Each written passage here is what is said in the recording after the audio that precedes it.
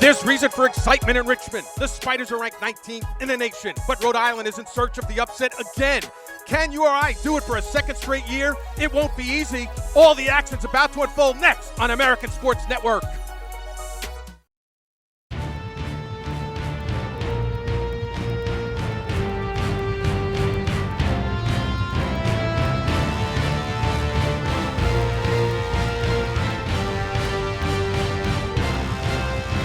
The fall foliage is upon us down here in the South, live from Robins Stadium in Richmond, Virginia. The American Sports Network presents Colonial Athletic Association football. Today, the Richmond Spiders host the Rams from Rhode Island. Well, hi everyone, I'm Carl Rhode, joined by Josh Looney. And Josh, a year ago, the Rams able to beat Richmond by the score of 12-10.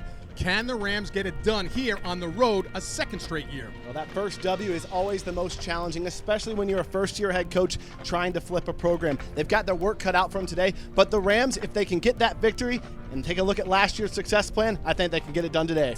If Rhode Island is to come out on top, it will start with the Rams defense led by the linebacker, the senior Andrew Bose. Well, this is a defense that gives up a lot of yards and is very young, but if there is one guy who can steady it, it's senior linebacker Andrew Bose. He's second in the CAA in tackles, leads the Rams in both tackles and tackles for loss. In fact, he ranks 12th in all of FCS in tackles. This is the guy that has to steady the ship for this Rhode Island defense. Now, that Rhode Island defense is going to face perhaps one of the most potent ones in the CAA. They could throw the ball all over the football field. They have a lot of skilled guys. They can. This is an electrifying Spiders offense, and they keep defenses off balance. 4 different players on this team have over 30 catches, and they have a running back who will absolutely maul you in Seth Fisher. This is the #1 offense in the CAA going against the 12th ranked defense in Rhode Island, but they'll have to do it with a backup quarterback. That backup quarterback, #2 for Richmond, Michael Rocco. Well, not your typical backup quarterback. 21 starts for Rocco at the University of Virginia. This guy has beaten Miami. He's beaten Florida State. He's beaten Penn State. He's in the top 10 in the Cavaliers' all-time passing records. So not your typical backup, but it's still his first start since 2012. He can sling it all over the field. And that will be one of the main concerns of Rocco's throwing and the first-year head coach of Jim Fleming for Rhode Island, a 1982 graduate from the University of the South. Jim Fleming trying to flip a program, Carl. He did it with Sacred Heart at the FCS mid-major level. He comes in, and now you've got Danny Rocco on the other sideline. Danny Rocco, a 1984 graduate from Wake Forest. His team is nationally ranked number 19. And Richmond won the toss, Josh, and have elected the Spiders to receive. So we're going to see that offense getting it going real quickly here. Well, they've gotten off to fast starts all year. That's been the marquee of this Richmond program. And why wouldn't you take the ball with this offense? You score a ton of points, you get a lot of yards, you might as well start with the football in your hands. And it is a gorgeous day here in Richmond, Virginia. A bit breezy. It is homecoming, but the temperature 72 degrees, and you see the wind coming out of the west-northwest at 13 miles per hour. Again, Rhode Island looking for its first win of the season. Won this game a year ago, 4 field goals, which was a school record. Connecting was Dylan Smith, winning the game 12-10. But now at home, Richmond not only looking for revenge of that game, but they've got something to prove around the nation that they belong, and at number 19 and perhaps even higher coming out of the Colonial Athletic Association. This first possession will be so important for Richmond. They have to show that they are the 19th ranked team in the country right out the gates. You know Rhode Island's seeking that first win, and they think back, especially the older guys on this roster, to what they did last year, and it gives them that energy and that hope that today could be that first win. The deep men, #1 for Richmond, Jacoby Green, the junior, and number 13, it'll be David Jones. He is a redshirt sophomore out of St. Petersburg, Florida. So the deep men are set, awaiting the kick of Connor McHugh, the junior out of Lowell, Massachusetts. Rhode Island in white, Richmond in the blue and red. And we are ready to go. It's homecoming 2014 here at Richmond, Virginia. McHugh connecting on a one-hopper, taking it about the 1 is Jacoby Green. And Green is knocked down as he got to about the 20-yard line. It'll be 1st and 10 for Richmond from its own 20, and there is Michael Rocco. He is the nephew of the head coach, Danny Rocco. the redshirt senior, 6'3", good size there, Josh, at 228, out of Lynchburg, Virginia. Well, as you mentioned, Carl, 21 starts for Rocco at the University of Virginia. He was a transfer last year, had to sit out as a redshirt. He will come in for Michael Strauss, who got injured last game with a fractured ankle.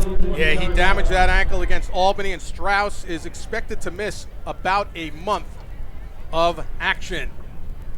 There was an injured player for Rhode Island who's now helped up, and it is number 44. That is Connor Caponegro on special teams. Seems to be okay, aided by the athletic training staff of URI.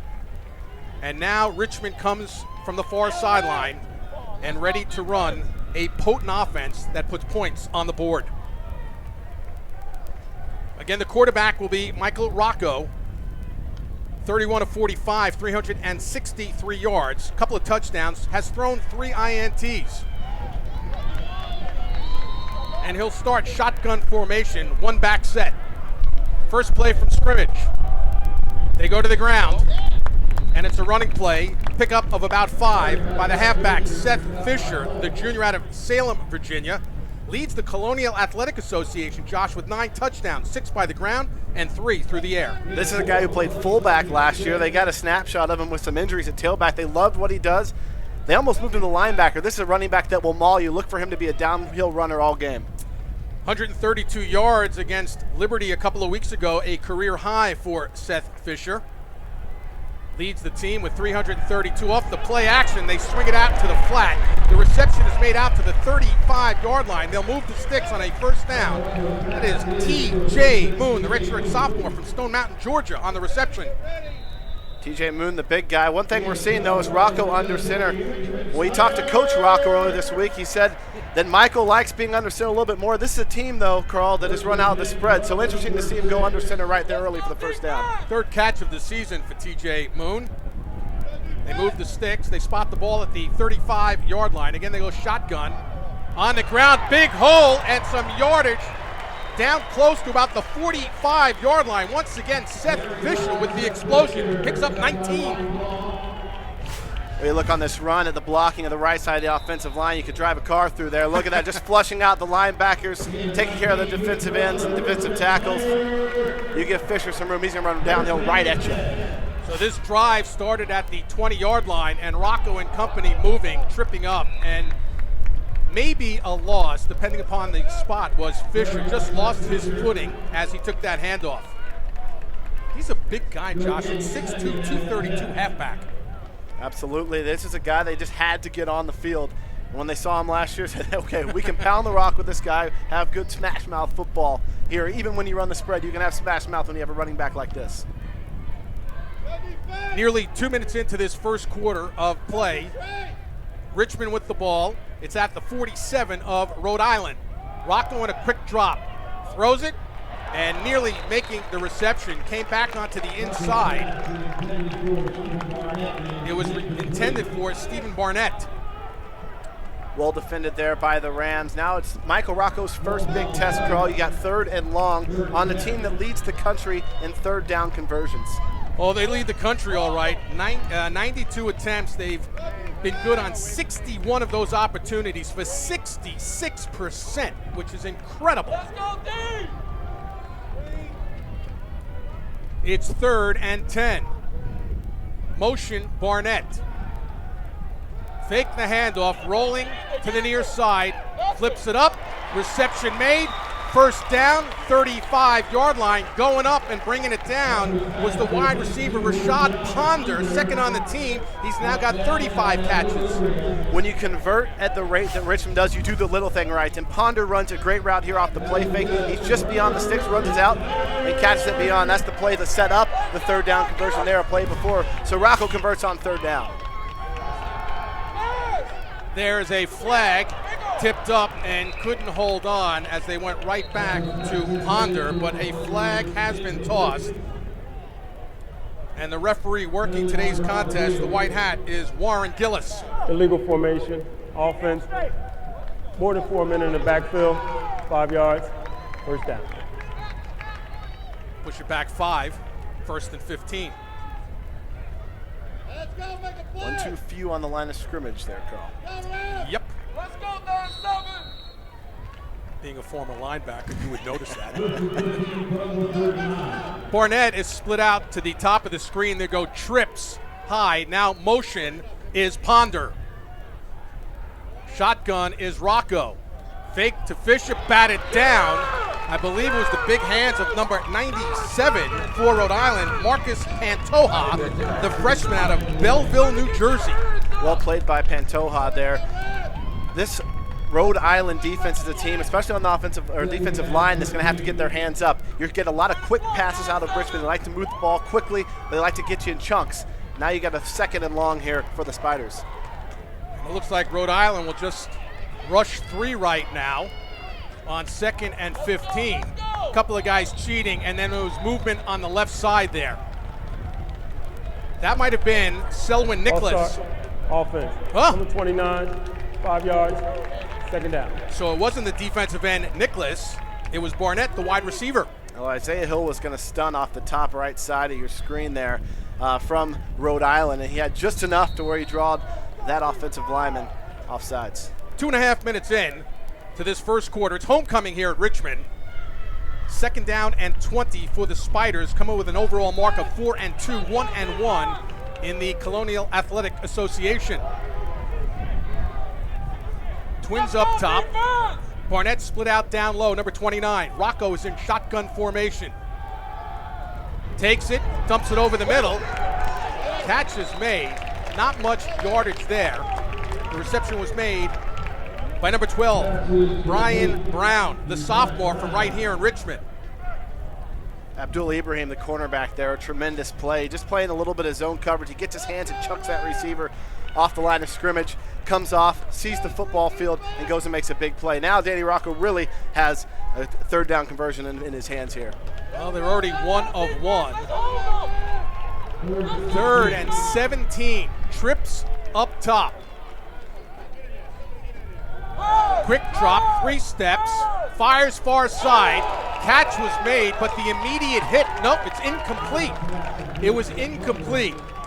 And that play, Miles Holmes, the cornerback. You see the break here out of the stand from Miles Holmes.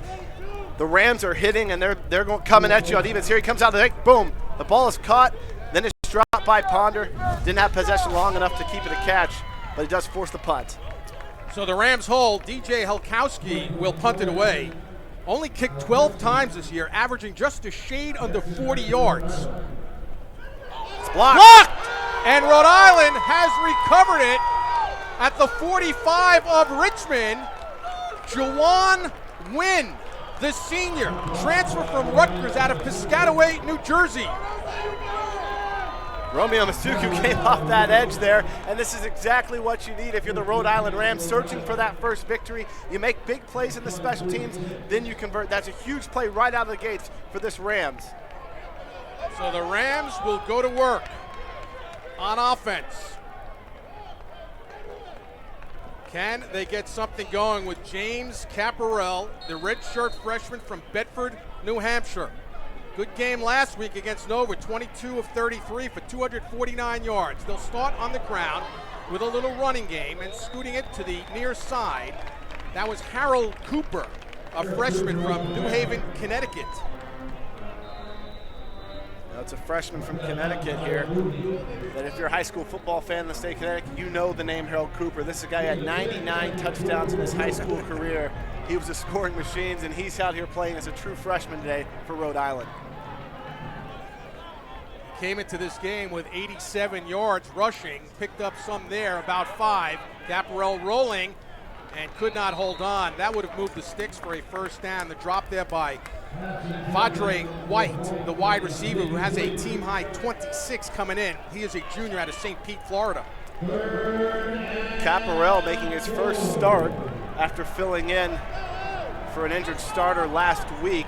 He actually played very well against Villanova, threw for 2 touchdowns, 250 yards, and he's getting his first start here today as a redshirt freshman. So it's a 3rd down and 5, only 37% on the season, 3rd down conversions for Rhode Island. With time over the middle, but through behind the intended receiver, the tight end, Justin Favreau. a senior from Westfield, Rhode Island, and now forced to punt.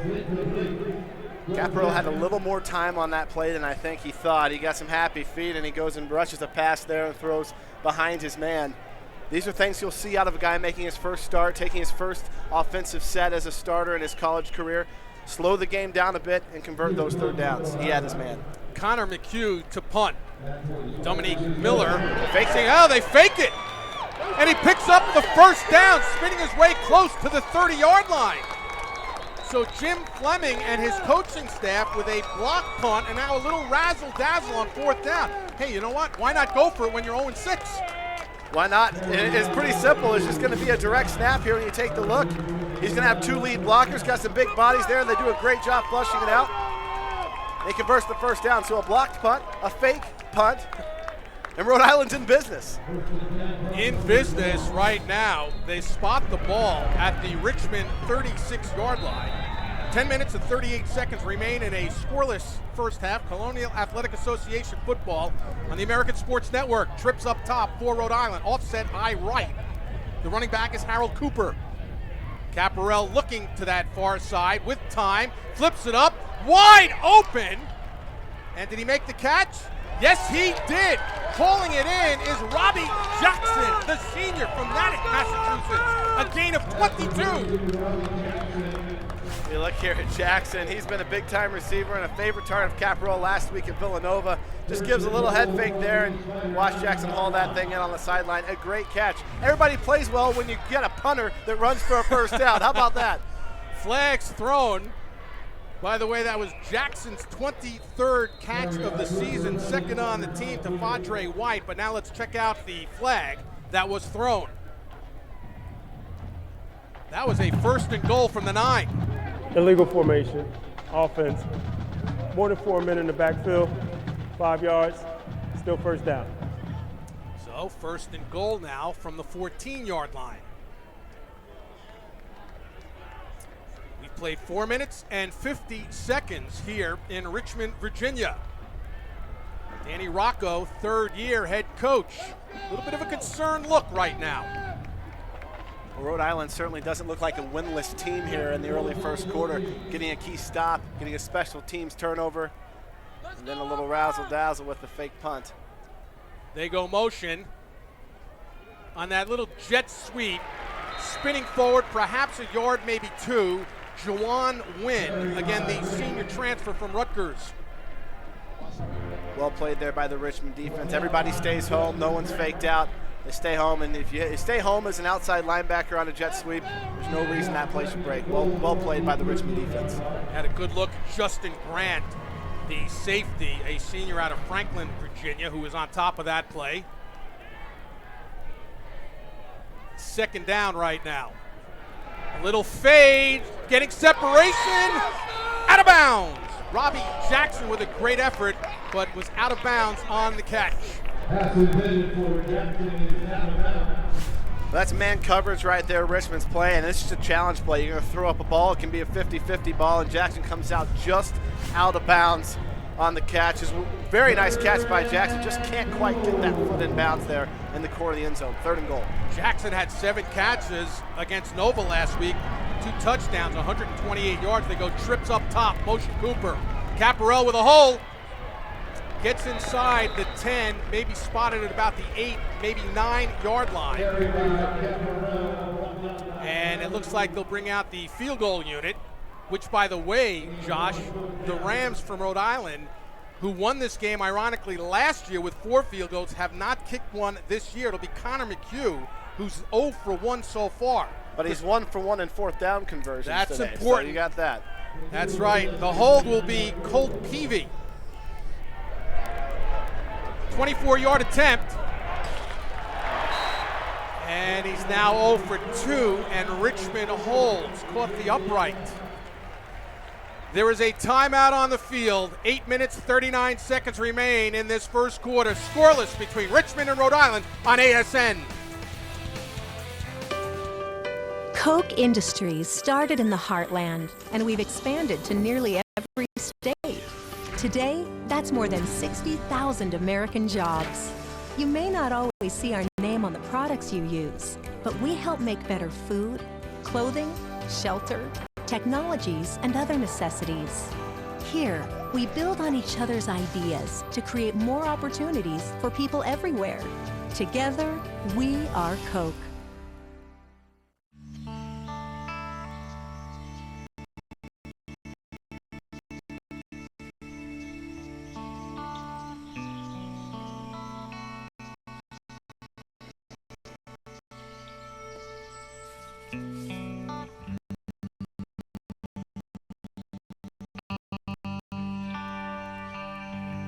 This is the moment I knew his future had no boundaries. There are some moments only the forest can inspire. Find yours at discovertheforest.org.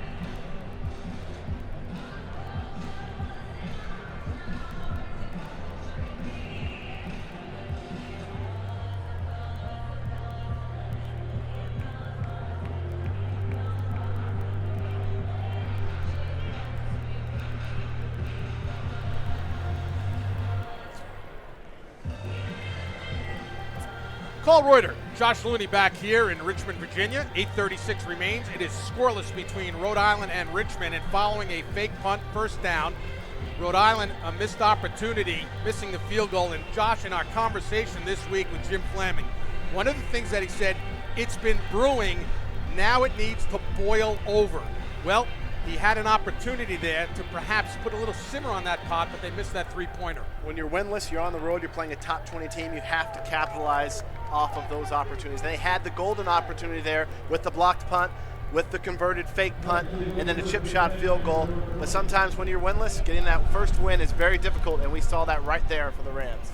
This a Rhode Island team that has lost 10 in a row since beating Richmond last year 12-10 at home.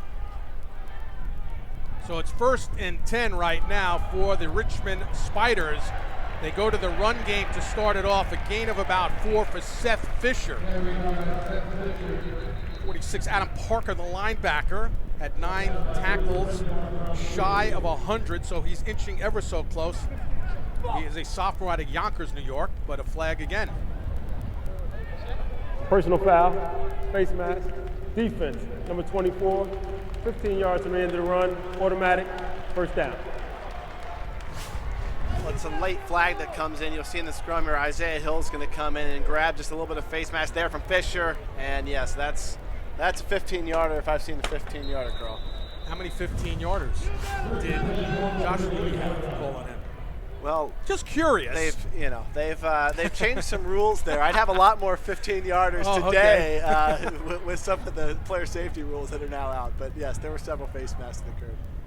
So it is now a first down play, and going forward over the 40-yard line was number 18, Porter Abel, redshirt freshman out of Lexington, Virginia, who came in there. Richmond's coming right back with some safe plays, handing the ball off, get downfield. They're a more physical team than Rhode Island, Carl, and after you had what happened there on the first drive, you want to get back to your bread and butter, run the ball at them, and put together a nice sustained drive here. See what they can do right here on a 2nd down and 5, and the ball sitting at the 43. Come around with that sweep, first down and more inside Rhode Island territory. The ball carrier there was Brian Brown, just picking up 13. The key here on the hand sweep is actually going to be a wide receiver at the bottom. You see it's Jerry Jordan here, so there's going to be a little hand sweep. But watch the flush. You see how number 8 there flushes the outside defender down. And that gives enough room for a 13-yard pickup. Well-blocked play there by the Richmond Spiders. Rashad Ponder was the guy that threw that block, and there he is. Sean Fitzpatrick, number 80, went motion. Play action, rolling to the far side, wide open. A flag is down on the play as well. Ponder, the reception, brings it down to the 36-yard line, but a flag came flying in, and where it is, it looks like a hold, and it is. So that will nullify that reception and the positive yardage. Holding. Offense. Number 80, 10 yards from the previous spot. Still first down. Well, this is twice now that Richmond's crossed the field and on first down gotten the penalty to put themselves in first and long, second and long, third and long situations. As a head coach, this is not what you like. You get on the side of the field that you need to be on, and then you shoot yourself in the foot. Ironically, it was Fitzpatrick, number 80, the man who motioned, who was called for the hold. Pushes it back to the Richmond side at the Spiders' 47-yard line. 1st and 20 for Richmond. Scoreless, inside 7 minutes remaining in this first quarter. Motion Fisher. Shotgun Rocco. Chased, flushed, and throws it away, but was he in the grass? They let him get away with it and throw it away, but there was some heavy, heavy pressure there. It was number 93 for Rhode Island. That was Jose Duncan. Jose Duncan's a freshman that they really like on this defensive line for Rhode Island. You can see why. He comes here off the edge, beats his man, and forces Rocco to throw the football away. Could be a grounding. Offense. So now it was ruled intentional grounding. I think that was the right call, Josh. Absolutely.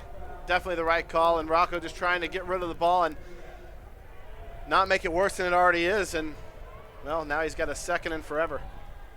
The near sack, which Rhode Island has lacked all year, the Rams defense has only 5 sacks through the first 6 games. This is now 3rd down and 30. 2nd down, excuse me. Rocco's in trouble. Strong arm coming back, juggling, and couldn't make the reception was Reggie Diggs, the junior from Dendron, Virginia. It's man coverage, Abdul Ibrahim, tremendous job there, and that's a muscle play you're going to see here between a receiver and a cornerback going head-to-head. Just a little,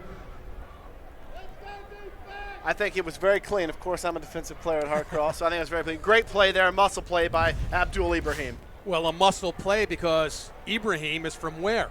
Queens, New York. Tough guys coming out like of the those city. Long Island guys, don't you? Well, he's a Queens guy. He's in another borough over there. Here's Rocco rolling, has some time, little wobbly, but the reception was made. Still shy of a first down, but getting good position, bringing it in was Double B's, Brian Brown. It's a tremendous pass right here by Michael Rocco, and he finds a soft spot in the zone. Safety doesn't fill, cornerback and linebacker up. He spots it here on the run, delivers it on the money right there before the safety can come over and give help. And all of a sudden you've got a 4th down, and we'll see what they do here. Gain of 25 yards on the reception made by Brown. Less than 6 remaining in a scoreless first quarter. Richmond ranked 19th in the nation. 4th and 5. They go from it from the 37. Here's Rocco looking up top. Contact, reception, touchdown, Richmond. Reggie Diggs, 38-yard reception as he finds the paint. Well, Diggs muscles up on the defender this time. What a great play by Diggs. You see, he's well covered, and Rocco's just going to throw it up on the 4th and 5. Instead of just going for the 6, he goes for the whole thing. Diggs is well covered. He's in a muscle by his man right here. Just a little shoulder, and that's all he needs. Give him 6 inches, and he's off for the score.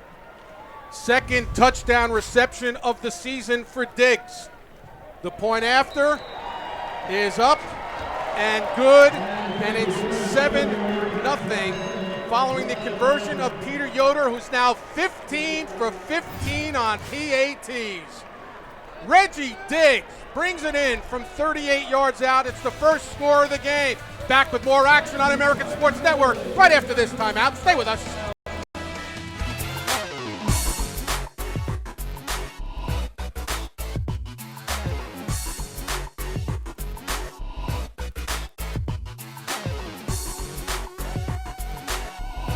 best 60 minutes of football taking place on Saturday.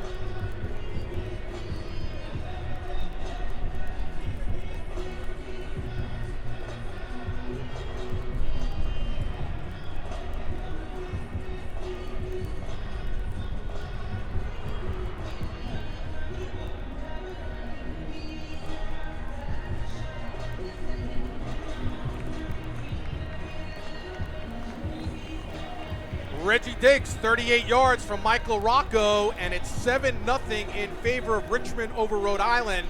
And this is a number that can really depress the opponent if you're playing Richmond, Josh. Well, when you have a number like that, 62-10 in the first quarter, you have to have plays like Reggie Diggs just had there, a fourth down conversion. You have fast starts for Richmond. That's why they are 20th in the country.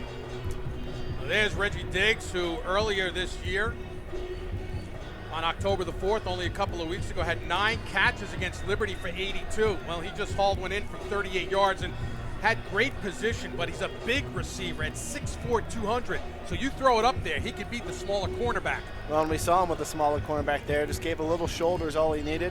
Nice clean play by the receiver, and he gets that 6. It's a well-thrown ball by Rocco, and it gets Richmond on top here in the first quarter. And really quite the game changer from what we saw in Rhode Island's first drive. They missed that field goal. They give the football back, and then you get that fourth down conversion that goes for the score for the Spiders. So now it will be Peter Yoder to kick off, the deep man for Rhode Island. The number 13, Padre White, flanked by number 22, Miles Holmes. And the Rams now will get it back, down 7-0 with 5:51 remaining on the clock here at Richmond. It's homecoming 2014 on a gorgeous day. Game time temperature was 72 degrees. Holmes backpedals and takes it from the 3. With some room, tries to get to the outside, open field tackle, and a gorgeous one by David Jones. Jones is a redshirt sophomore from St. Petersburg, Florida. Well, Jones took a risk there. He's the last man on the edge, and if Jones doesn't make that tackle, that return goes for a lot of yards. A tremendous athletic play by Jones. He takes a risk, and it pays off. So we come back out with the redshirt freshman quarterback, 6'1", 195-pounder out of Bedford, New Hampshire, and James Caparell. On the season, 31 of 50 for 341 yards. He's got twins on both sides. Harold Cooper is the running back, dumps it underneath, off the fingertips there of number 13, Padre White. Incomplete.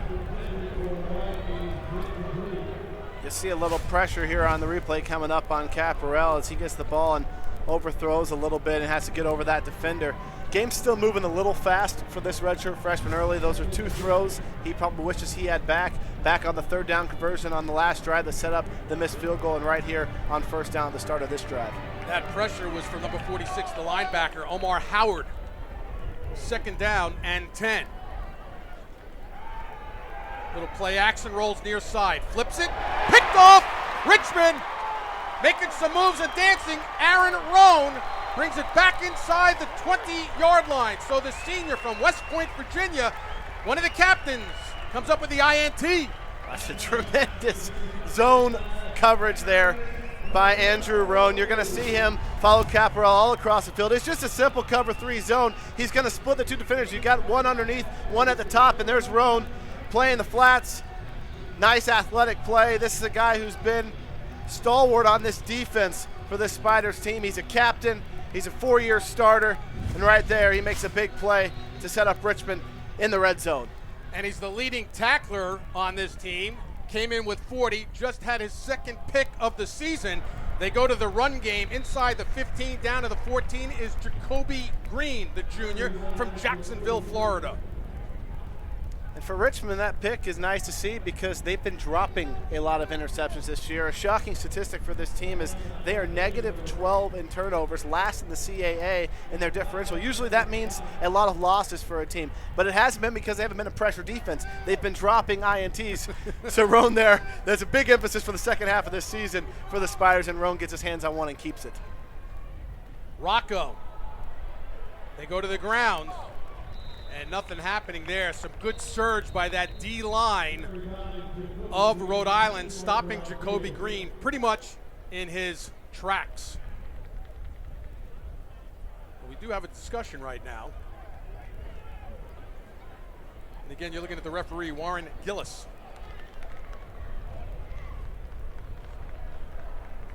It's going to be on the Spiders. Yeah, it looks like it. Personal foul, shot block, offense, number 20 and number 80, 15 yards, 2nd down. Spin. Moon and Fitzpatrick. A little high-low combination. You don't like to see that if you're an engaged defender, and they will penalize you. And the Spiders overcame penalties, 3 of them on their first drives, 2 holding and an intentional grounding. And here, as soon as they get close to the red zone, they get another one. So penalties have not been in the Spiders' favor here early for the offense. So it's 2nd down and 20. Motion will be Ponder, number 8, and reverses the field now. Quick drop, Rocco on a slant. Reversing the field was Diggs. Got inside the 20-yard line. Gain of about 10. They give him 11 officially. Well, you got a corner that's playing with a cushion there. They know it's a big conversion. They don't want to give up anything deep, especially what happened there with Diggs down the sidelines. So they give the underneath route and they step up and make a tackle and now force a 3rd down conversion. It's still 3rd and long. 3rd and 9 from the 18. The lone score last series for Richmond, 38-yard touchdown pass, Michael Rocco to Reggie Diggs. Point after, Peter Yoder. Rocco wants to throw. Wide open, and then got out of bounds because his momentum carried him there. Diggs gets the 1st down for Richmond. No, this is textbook here by Diggs. He turns Dunstan Payne completely around here, bites on that fake. The hips don't turn, and Diggs is right there, gets both feet in bounds. He only needs 1 in the college game, and it's 1st and goal. Great route by Diggs, great catch, and another conversion for this Richmond offense. 1st and goal, spotted at the 7, 3.5 minutes remaining, 1st quarter, 7-0 Richmond, looking for more. The Spiders, number 19 in the country. Play action, quick flip, couldn't hold on, off the fingertips of T.J. Moon. Well, Moon wishes he had this one back, and Rocco does as well. He underthrows him just a bit. If Moon catches that ball, he's in the end zone. That's why he's jumping up and down. He saw that pylon cross, and you can check it right here. He's just not going to lead Moon just enough with this. Comes a little bit short. Moon can't outstretch those arms. Just throws him off his route a bit, and he can't turn with that ball. That's a touchdown, though, if it's on the money and if Moon can catch it.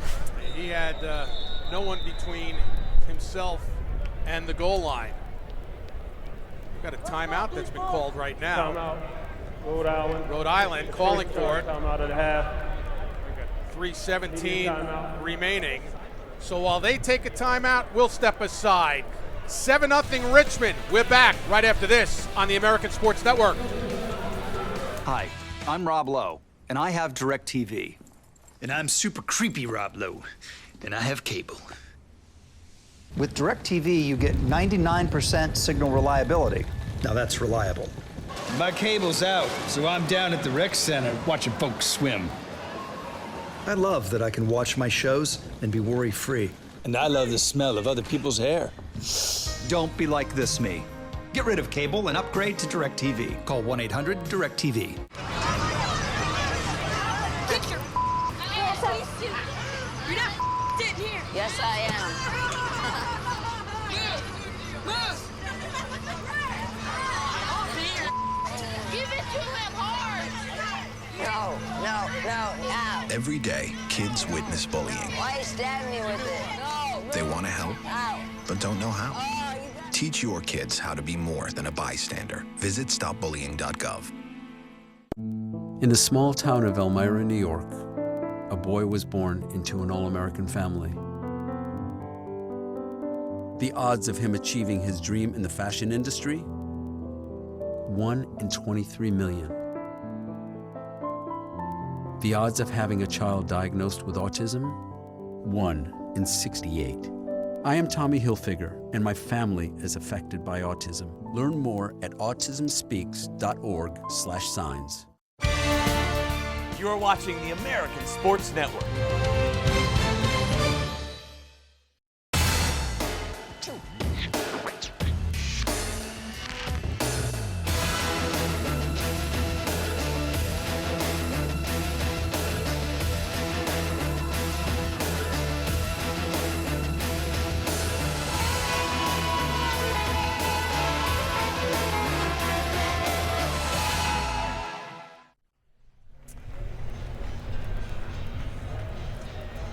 Back here in Richmond, Carl Reuter, Josh Looney, the entire American Sports Network team.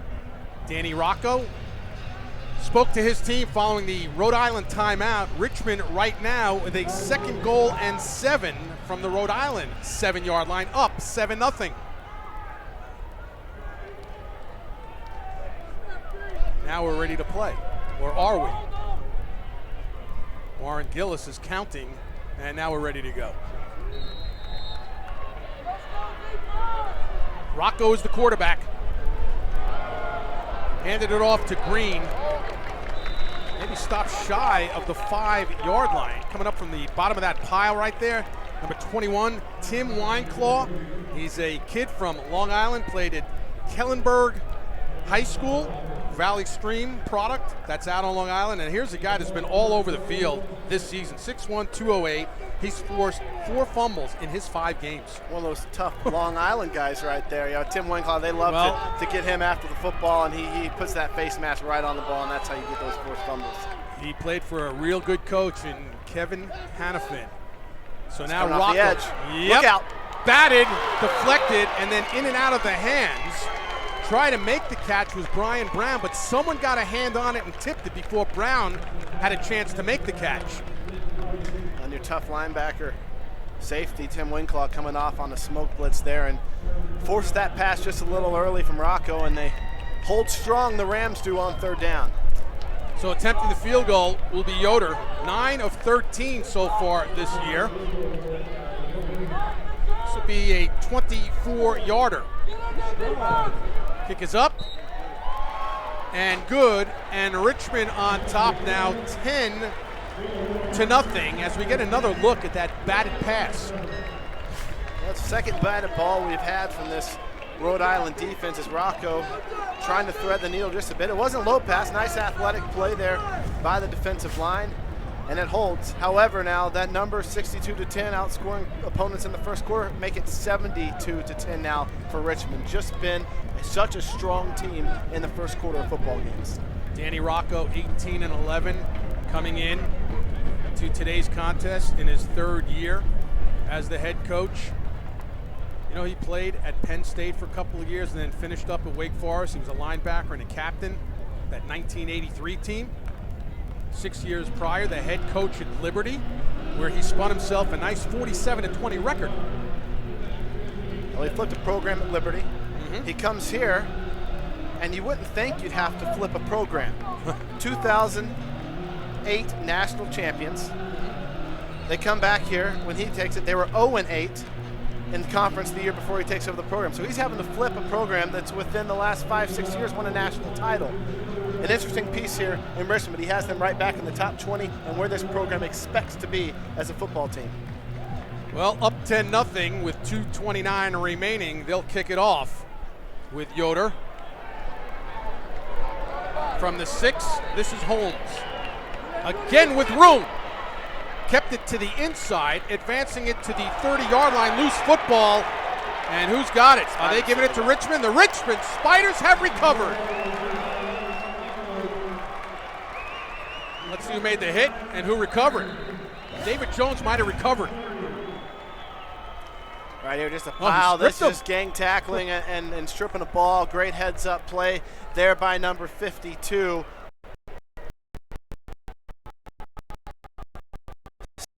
Sean Ryan with the strip linebacker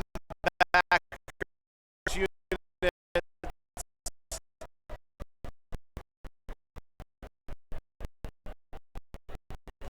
We do have a man down for Rhode Island, but the last 2 times the Rams have touched the football, it has resulted in a turnover that goes the Spiders' way. So they attend to the injured player for Rhode Island on the strip and the recovery by Richmond off the kickoff. The Spiders will go back on offense, and they'll have the ball at the Rhode Island 30-yard line. And Jim Fleming, that first-year head coach, is definitely concerned right now about what has taken place. Again, this is a team, and this is Jim Fleming's first year, but this is a Rhode Island team that's lost 10 in a row since beating Richmond a year ago. Third-ranked opponent that Rhode Island is playing this year. They played Fordham back on September the 13th when the Rams of Fordham were ranked 19th, and last week, number 6, Villanova. The player down, Carl, is number 22, Miles Holmes, the ball carrier on that play. They now have him sitting upright, which is nice, and looks like he's going to be able to walk off with a little bit of help. The junior out of Daly City, California. Got the football stripped there in a pile. And he's holding his, looks like his arm or shoulder or hip. It looks like that left side there.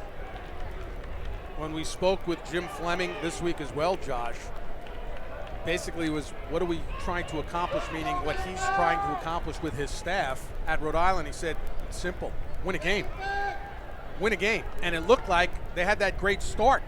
They had the fake punt for the first down, and they just missed that field goal, which would have put them up on top 3-0, and it would have been maybe a little bit different of a story, but now down by 10, and Rocco delivering, nearly picked off there by the strong safety, Donovan Walker, the senior from Yonkers, New York, number 3 on the team at tackles at 48. Well, Rocco throws behind his tight end, Hunter Westfall, there on that play, and he nearly paid a price. This Rhode Island team, Carl, is a team with a ton of freshmen. You see them all across the football here on the defensive half here, and you see right there's the wobbly pass from the get-go behind the tight end, and nearly intercepted by the Rams.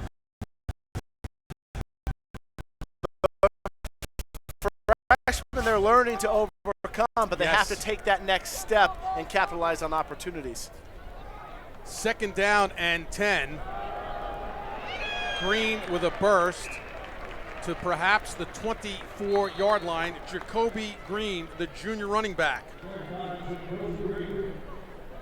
Jacoby Green's more their scat back. See a little bit of power at him on there to make it 3rd and manageable. And we'll see if the Rhode Island Rams defense can come up with another 3rd down stop and force a field goal here for the 2nd straight possession. They've been on the field a lot this first quarter. Boy, if you're the offensive coordinator of Richmond, Brandon Streeter, you have so many different people to utilize offensively.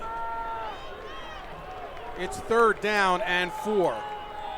Motion Brian Brown. Barnett split out bottom of the screen, 29. They look towards his way. They flip up a fade. Barnett is out there, and they overshoot Barnett. Tight coverage there by the corner, Abdul Ibrahim. A lot of time there for Rocco. There's no rush on the play. They just do some four-man stunts here. You see the line doing some criss-cross, and they go ahead and just do a little man coverage with some zone over top. Well defended. And once again, the Rams come up on defense after a sudden change. 41-yard field goal attempt by Yoder. So far from 40 to 49 this year, he's 1 of 2. He's 1 for 1 in today's contest. This kick is up, and that kick is good. He is 2 of 2. Tack on 3 more for Richmond here in the first quarter, and the Spiders up 13-0 on homecoming. Richmond converts in the red zone once again. Don't move the football the way they necessarily want to, but they get 2 field goals off of both turnovers. That's 6 points off the turnover for the Spiders today, and they take that 2-score lead now here in the first quarter, jumping all over an 0-6 Ram squad.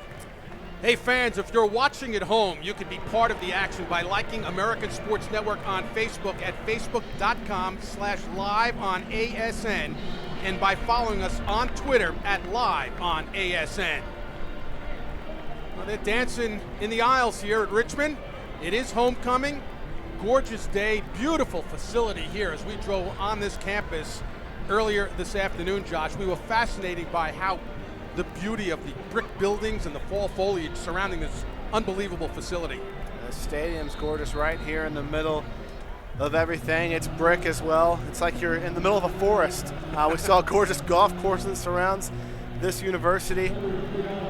Nice hills here on campus. A lot of tailgating going on homecoming. A lot of good smells in that parking lot. Wanted to stop by and have a bite to eat. We were running in a hurry, taking wrong turns in downtown Richmond. And we did that, that's for sure. Settling under it is Cooper because Miles Holmes was injured, and now Cooper running back the kick. And Cooper advancing it to the 27-yard line.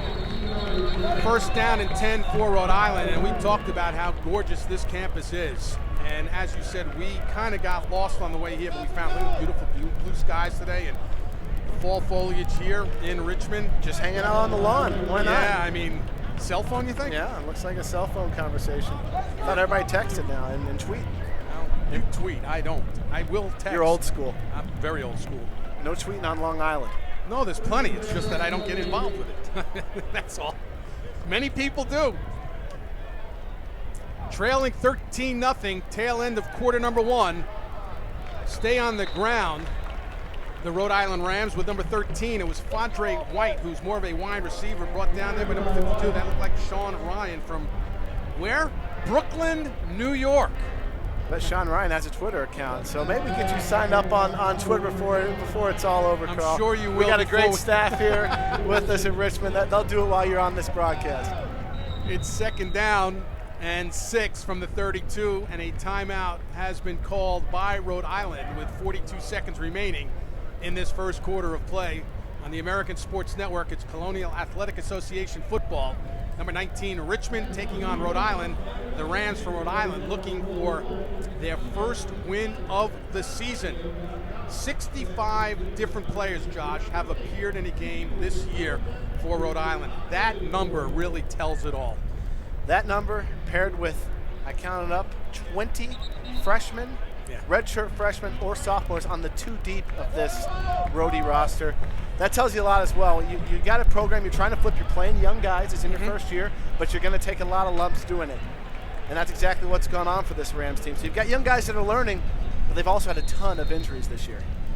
And that's why this program is in good hands with Jim Fleming in his first year. As we come back to the live action on second down and 6 with some blockers near side with the speed. Harold Cooper to the 20, 15, and knocked out of bounds right around the 10-yard line. A big gainer by Harold Cooper, the freshman, the small guy, the diminutive one at 5'7", 185. He just took it 50 yards. Special agent Harold Cooper gets a great block here. This line seals the edge, gets some chops, and look at him go. Just what he did last year in the Connecticut High School ranks, a 2-time state champion, one of the all-time leading rushers in Connecticut high school history. Harold Cooper down the sideline. All of a sudden, this Rams team is within striking distance. Let me correct myself. He just traveled 56 yards down to the 12. Caparell with time, it's picked off! Deshaun Holmes, far side, to the 40-yard line on that return. The redshirt senior from right here in Richmond, Holmes on the INT. Second pick in the last 2 possessions for Caparell. He just looks uncomfortable. This is a poor throw by the freshman making his first start. He throws it behind his receiver, throws in double coverage. His receiver's back's turned against him. Even if he leads him, he had coverage over top. That's a forced throw. Didn't look any other way. He tries to get something in that's just not there. And the Spiders answer big. A team that's been dropping a lot of interceptions, not here in this first quarter. That's 2 already for Richmond. 36 yards on the INT return.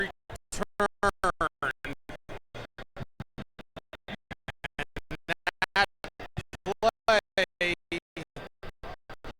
ended the first quarter of action. Richmond on top, 13-0. When we come back, they'll try to convert the Holmes INT into points.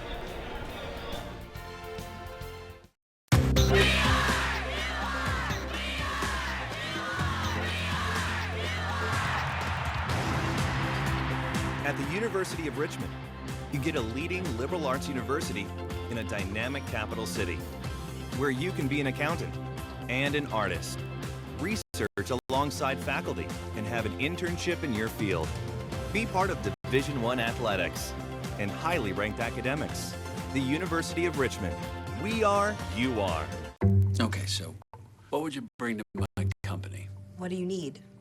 I need problem-solving skills. I got through high school without a car, a phone, or a computer. No college degree, though. Not yet, but life's taught me a lot, and I'm ready for more. Well, you're not the typical kind of candidate that I hire. But you are exactly what I'm looking for. Your company could be missing out on the candidates it needs most. Learn how to find a great pool of untapped talent at gradsoflife.org.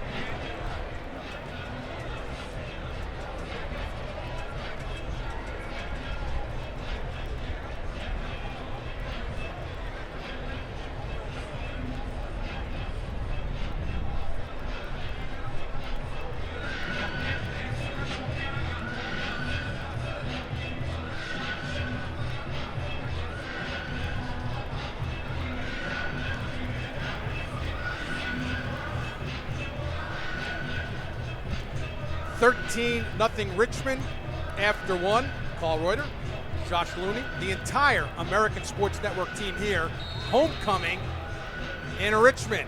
And Michael Rocco goes to work from the Richmond 41 following the INT by Deshaun Holmes. And Rocco wants to throw. Pass interference will be whistled on Isaiah Hill. Got tangled up there with Stephen Barnett.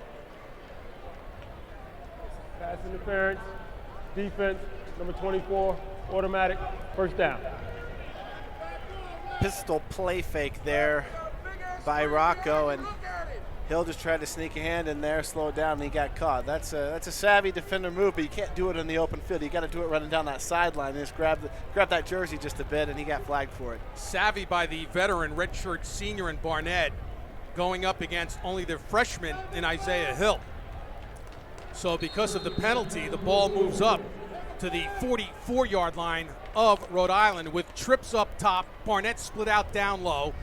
One back set. That's Seth Fisher, Ponder now was in motion. Rocco, it's batted down at the line and nearly picked off. Diving effort there by number 24, Isaiah Hill. This is an athletic play by a blitzing Tim Wincall. This is the guy that's all over the field from. You'll see he fins off the block, reads the pass, gets a hand on it. That's all off a stunt. Comes off his stunt, recognizes that he needs to go up. He's not going to get the sack, and he forces the incomplete pass off the batted ball. Great play by the safety, Tim Winclaw. So Tim Winclaw, who is a very active center fielder, playing free safety for Rhode Island. Motion is Fitzpatrick 80. To the ground with Fisher, being chased by Bose, and we really haven't called Andrew Bose's name out until just about that time as he chased Fisher to the far sideline. Bose is the senior on this defense. He's usually absorbing all sorts of ball carriers. He's been all over the field for this Rams team this young season that we're in. He's the second leading tackler in the conference. He ranks 12th in FCS in tackles, and of course he's the leading tackler for the Rams. He's the senior amongst a pool of underclassmen around him. They say he's a great leader and exactly who you want representing your senior class in a rebuilding year here in Jim Fleming's first season. Paul Reuter, Josh Looney, the American Sports Network, Colonial Athletic Association football from Robbins Stadium. Richmond looking to pad a 13-0 lead. A high hurdle by Fisher to move the sticks for a first down. Boy, oh boy, did he have some hops right there. That's tough. You got Fisher, who they wanted to move to linebacker a year ago, and Bose is going to scrape off a holding call there and makes contact while Fisher's is in the air. Those are two guys that go 100 miles an hour and love to hit, and we're going to see a lot more of that here in the next three quarters. He went over Connor Caponegro on that last play. Looked right, goes back over the middle, and tried to catch it off the shoe tops. The intended receiver was Rashad Ponder. Bose comes on the blitz here, and we said we didn't call his name. That's three straight plays now. This guy's in all the action. That's what we're used to seeing out of Andrew Bose. They bring him here on a delayed stunt. You see him reading, and look at the lick he puts on Michael Rocco. Nice and clean, and right there in the sternum. Three straight plays for Bose, getting his helmet on the football or right around it. Well, he is active, he is vocal, and if it's one guy that can get something going here, it would be Andrew Bose. Quick flip, taking it is Diggs, avoiding tacklers, but then eventually was chased down there. They closed in quickly there. Winclaw, 21, got help from linebacker Adam Parker, number 46. That's extra effort and pursuit drills is all that is there by Winclaw. Tremendous job. He comes and recognizes off the backside after they break a few tackles on that little slip screen. And it's 3rd and long here for Michael Rocco and the Spiders offense. 3rd and 17 to be exact from the 39-yard line of Rhode Island. About 2 minutes into quarter number 2. Rocco will go shotgun. Jacoby Green was the lone back. Play action, throwing deep, coming back for it, Barnett. And he got tied up there with number 4, the strong safety, Donovan Walker. Well, they let Walker be deep in the deepest as they take Winclaw and bring him off a stun on their safety. So you only have one safety help here. Walker does a great job. He's the deepest. He gives over there and gives some help. Oh, it wasn't Walker. It was Dunstan. Payne fending off in the man coverage as Walker's running from over top. So an excellent job by the cornerback. Didn't need the safety help there. They had one man over top. So they'll kick it away. And this one sails into the end zone by DJ Helkowski. Touchback, 1st and 10 from the 20. When we come back, Rhode Island will have the football, trailing 13-0. Back with more on the American Sports Network. You're watching the American Sports Network, Sinclair Broadcast Group's collegiate sports channel, the new home to Conference USA, the Colonial Athletic Association, Big South Conference, Southern Conference, and the Patriot League. In the coming months, watch your favorite college teams across ASN's network of channels throughout the United States. Tune in each Saturday for ASN's live college football coverage. Over 50 games this season. Witness spectacular touchdowns, crunching hits, and fist-pumping edge-of-your-seat action that'll take your breath away. And later this fall, college basketball comes your way on ASN. Slam dunks, buzzer beaters, He fires it. Oh, he fired it! monster block. Threes. More threes. For the tie. Don't miss a minute of all the court-storming action as teams battle for conference supremacy and invites to the NCAA tournament. The American Sports Network, your new home for live college sports. At the University at Albany. The University at Albany. We have more than a dozen Division I teams. We've won countless conference championships. And have earned our way into dozens of NCAA tournaments. We wear our jerseys with pride for you, Albany. And the power of SUNY. But the uniform that matters most of all is the one we all wear.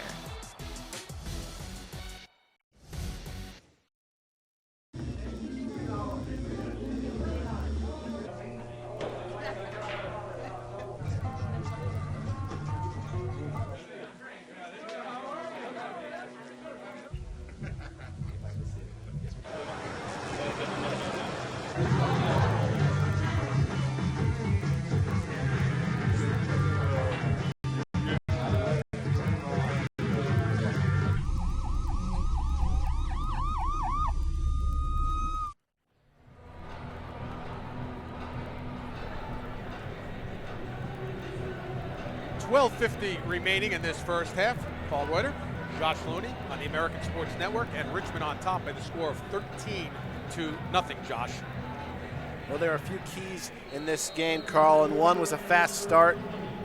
Richmond has now not allowed a point since early September in the first quarter. Incredible numbers.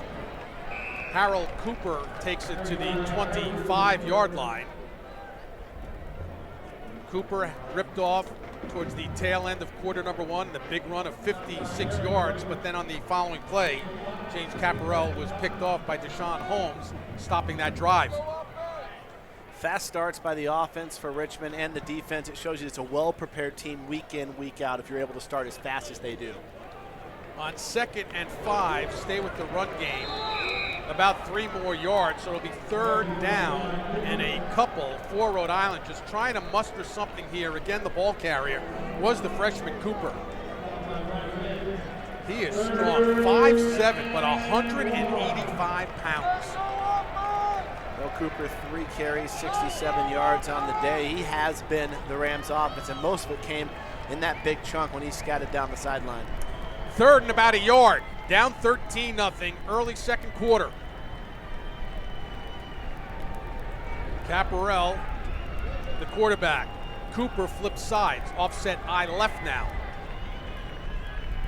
Batted down at the line of scrimmage, and it's picked off. And rambling with it to pay dirt, Eric Wright. Touchdown, Richmond. 3 interceptions for the Richmond defense, and this one's coming off a batted ball. That's the tip drill you work on in practice all the time. A team that couldn't catch the ball their first 6 games of the season on defense has come up 3 times already. You see here, Caparell just gets that ball batted down. Look at that pursuit there, and there's nobody between the ball and the end zone. 3 INTs already for Richmond. Or was it? At the ruling on the field, inadvertent whistle, the ball will belong to Richmond at the spot of the interception. First down. Wow, so negate the 31-yard touchdown off the pick. And Danny Rocco's angry, and he should be. All that is an officiating error. An official, they're human like everyone else. They see something, they blow the whistle, and by rule, the play stops right there. It actually happened to me my senior year in a game against Central Washington. I didn't go the distance, but it was a big play in the game, and an interception was overturned, and they gave it from the spot of the ball. It's frustrating for players. It's frustrating for coaches. It's an honest mistake by official. When that whistle blows, it stops, and that's what they called right there. And Danny Rocco does not like what he hears, especially on a play like that, where there's no way they're going to tackle him before he gets to the end zone. Well, can't that be reversed, as now coming over to the near side to talk with Jim Fleming is the referee in Warren Gillis, as Danny Rocco's still upset. It was the 2nd pick of the year for Wright, but can't that be overturned? Can't overturn it if it's a blown whistle. You can act like it didn't happen, but once you say the whistle was blown, that's a target to stop play. And that's exactly what they said happened. Well, maybe Seth Fisher, as he got close to the sticks, gets about 8. It'll be second and short. Fisher continues to have a very good game on the ground today. Fisher, just a strong running back. You'll see here him powering through on the offensive side. They missed the false start there by the tight end, who gets a great block, and then Fisher's going to rumble ahead for 9 yards. Seth Fisher, fullback, turned near linebacker, turned tailback, turned leading scorer in the CAA here 6 games into the season. Trips down low, busting through on that line. Defensive tackle Mike Rinaldi. Gap infraction. Offense, number 66, 5 yards, second down. That is one of the captains, the center, Austin Gunn, 6'3", 304-pound senior from Washington, D.C., a 3-time team captain, first team CAA last year, and a preseason All-American is Gunn. Call, repeat that again, 3-time what? Team captain. Team captain, you know how hard that is to do, 3-time team captain. But as a sophomore was the first one, Josh. Incredible. A lot of respect from your teammates to be a 3-time team captain. Second down and 7. Fisher. Run down there by the Rams defense. 97 in there. Marcus Pantoa. He got some help in there from number 93 of Rhode Island as well, Jose Duncan. Loss of 1, pushing it back to 3rd and 8. We played 5 minutes here in quarter number 2. 13-0 Richmond. Green and Ponder were flanking Rocco, but now Ponder goes motion. Rocco looking. Got the big tight end there down to the 20-yard line, Sean Fitzpatrick. Fitzpatrick is upset with himself. He ran that route just a yard shy of the sticks. You can see him pounding that ball. A nice route. He's just got to get a yard deeper. Rocco hits him. It's a clean route. Fitzgerald grabs it there, but 1 yard short. And when they go to the field room tomorrow, they'll be pointing that out 1 yard short of the sticks. What were we talking about at dinner last night? Dwayne Bowe. We were talking about why don't running guys short of the sticks. Run short of the sticks. By the way, the tackle by Naquan Thomas, the sophomore from Englewood, New Jersey.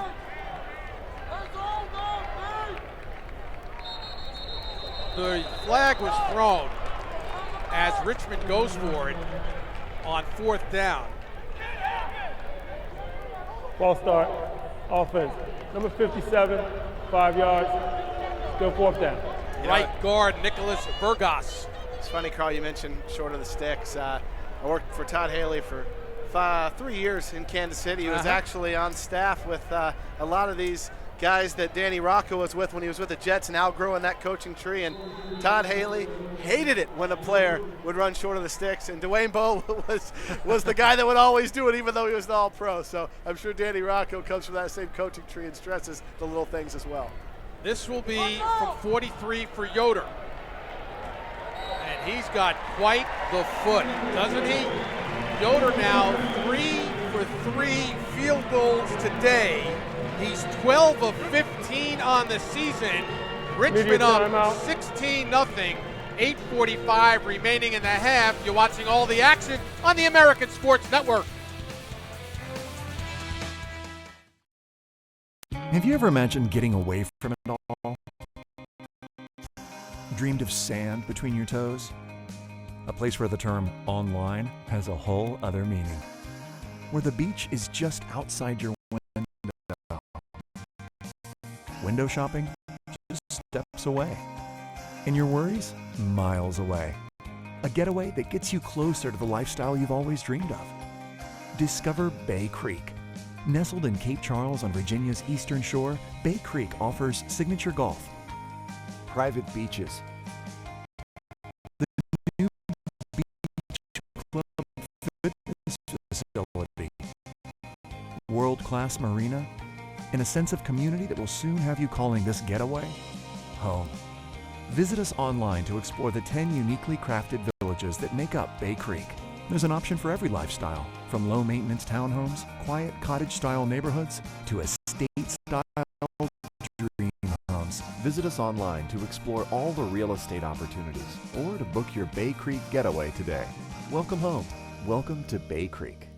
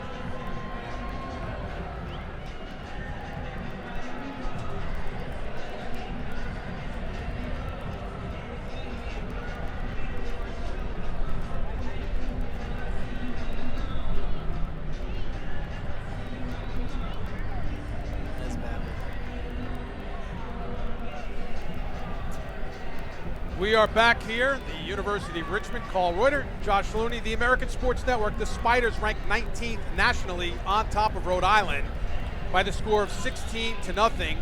A banner day for Peter Yoder, 3 of 3 on field goals today, making it 12 of 15 for the season for the sophomore out of Dallas, Texas.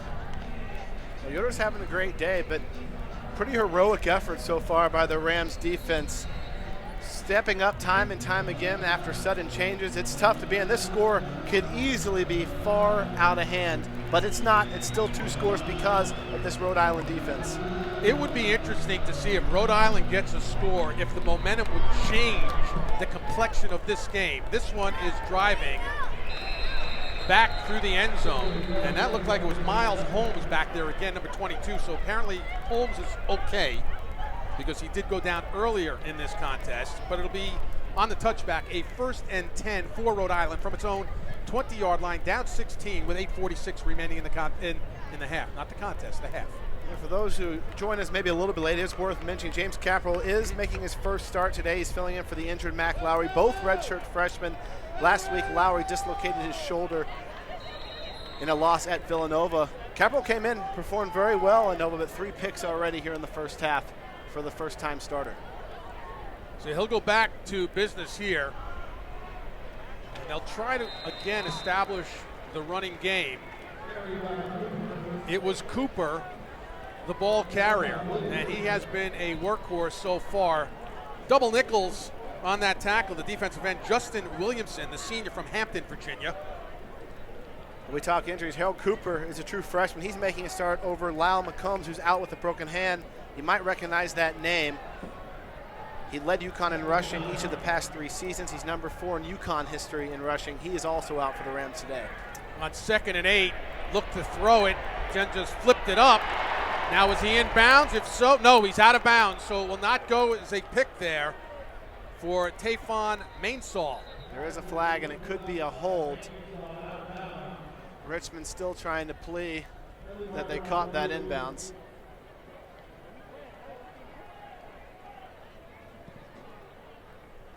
Warren Gillis has been busy today, the white hat. Holding. Offense. Number 2, 10 yards from the previous spot. Still 2nd down. That's the running back, Cooper, that was whistled. Capperell just needs to take a step back, take a breather. He gets bailed out of what would have been his 4th interception of the first half. It's been a tough day for him so far. Two passes he'd want back. A 3rd was batted down. That one he gets a break with it being out of bounds. The Rams just need to get a little control here. Very young up front on the offensive line. Capperell's faced plenty of pressure today already. We'll see if another freshman, Harold Cooper, can break another big run for the Rams. 2nd down and 19 from the 16.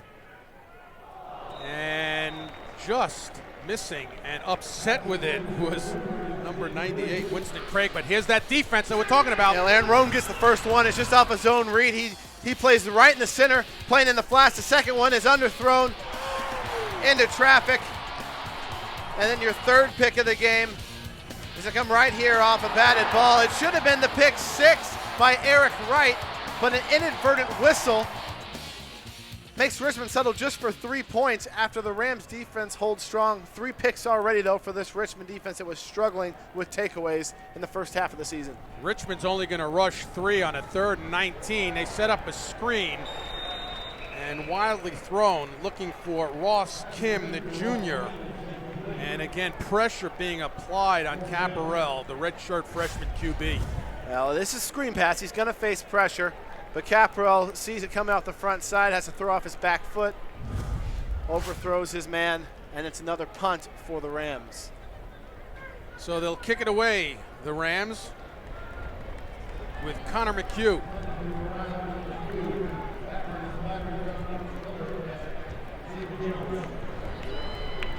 Double safety on this punt return, setting up for a return.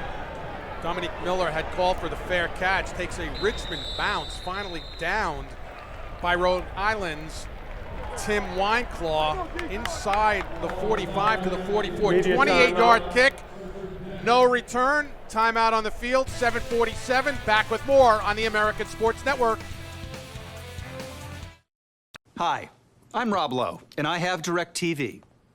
And I'm far less attractive, Rob Lowe, and I have cable. With DirecTV, you get 1080p and Dolby 5.1, the industry's best picture and sound. With cable, you get pictures and some sound, too. DirecTV is a theater quality experience I can have at home with all my friends. I don't. Don't be like this, me. Get rid of cable and upgrade to DirecTV. Call 1-800-DirecTV. The next 30 seconds can save you a lot of money. Just do your laundry in cold and stick to full loads. Auto-sleep your computers. Plug your gadgets in a power strip and switch it off when you're done. Headed out? Turn back your thermostat by 10 degrees. And drive sensibly. The more energy you save, the more money you save. Find other great tips at energysaver.gov. My big idea is finding new drugs from the world's oceans. My big idea is harnessing green energy. To help 500 million smokers in the world to quit smoking. To study ancient polar sediment to understand global climate change. To create NASA to explore the world's oceans. It's not happening in a big place, but in a small place. A small place. A beautiful place. Beautiful. In a small, beautiful place.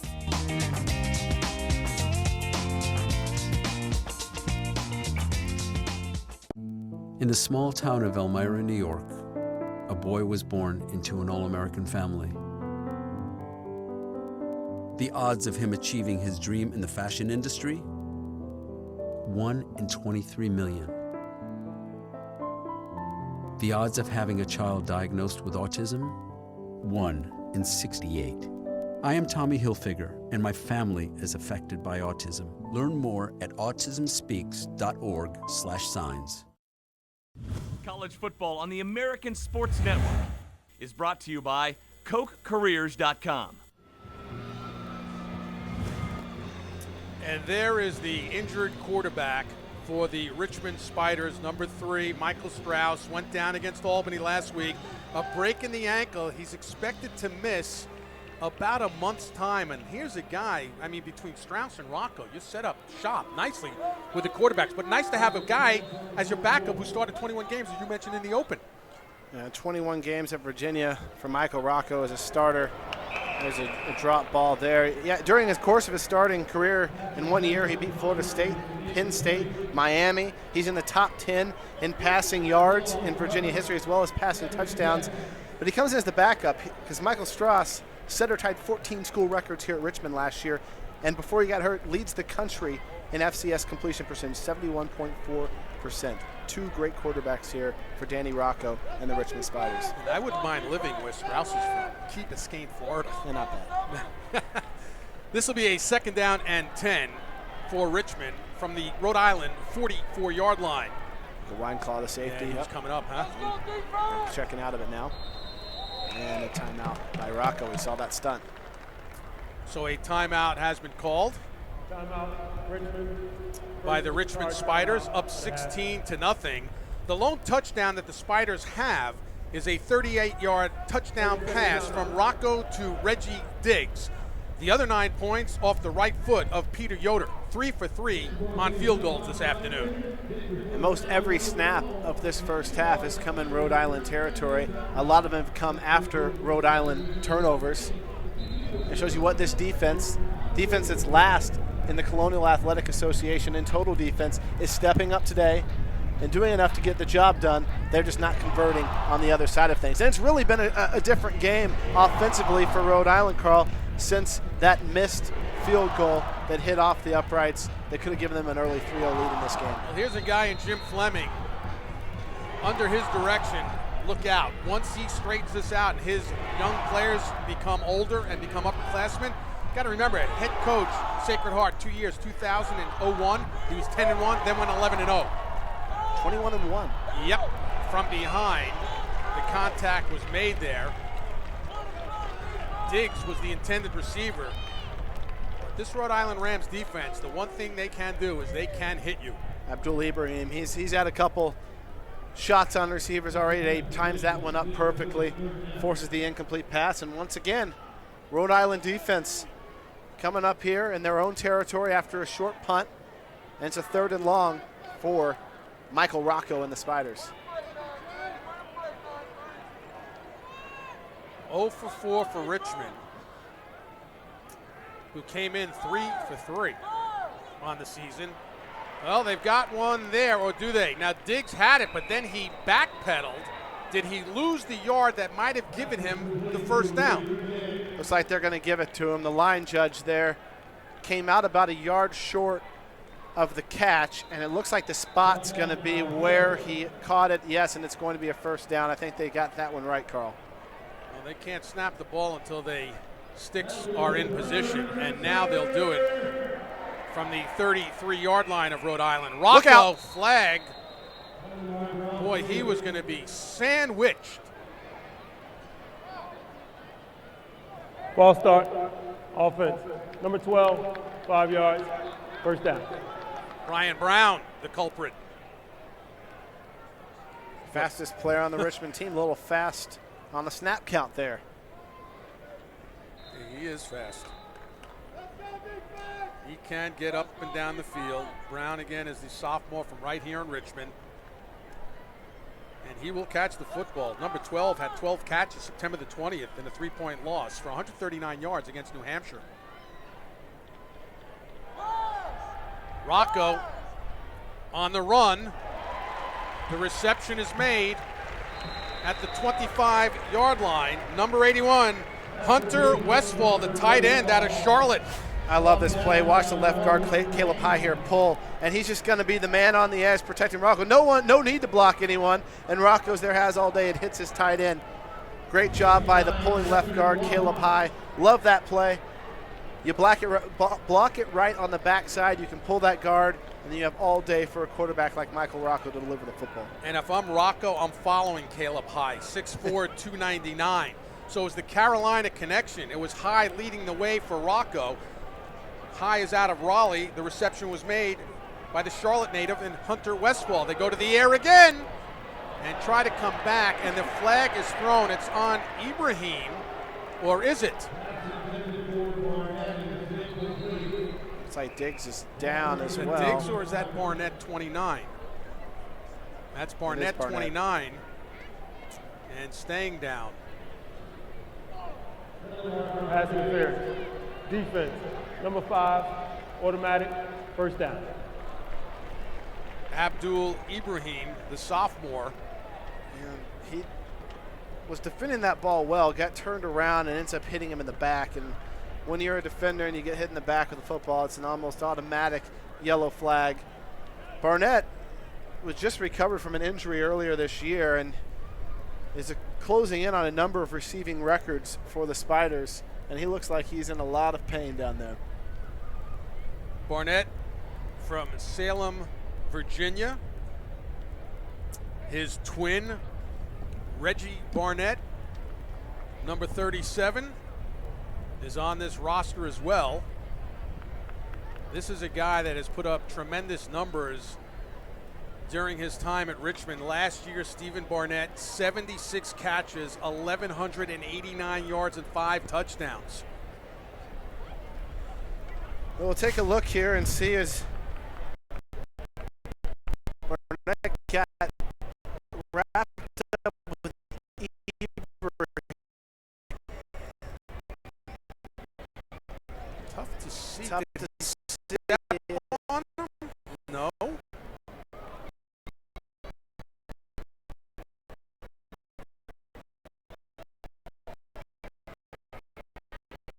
They were tangled up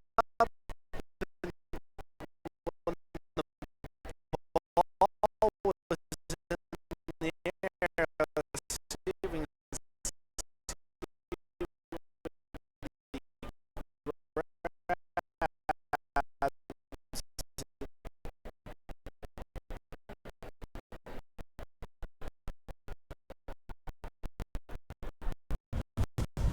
very tough to see what exactly is hurting the receiver. I'm going to say it's the left leg, and he's going to be aided off the field. Well, and he came off of a left ankle injury several weeks ago.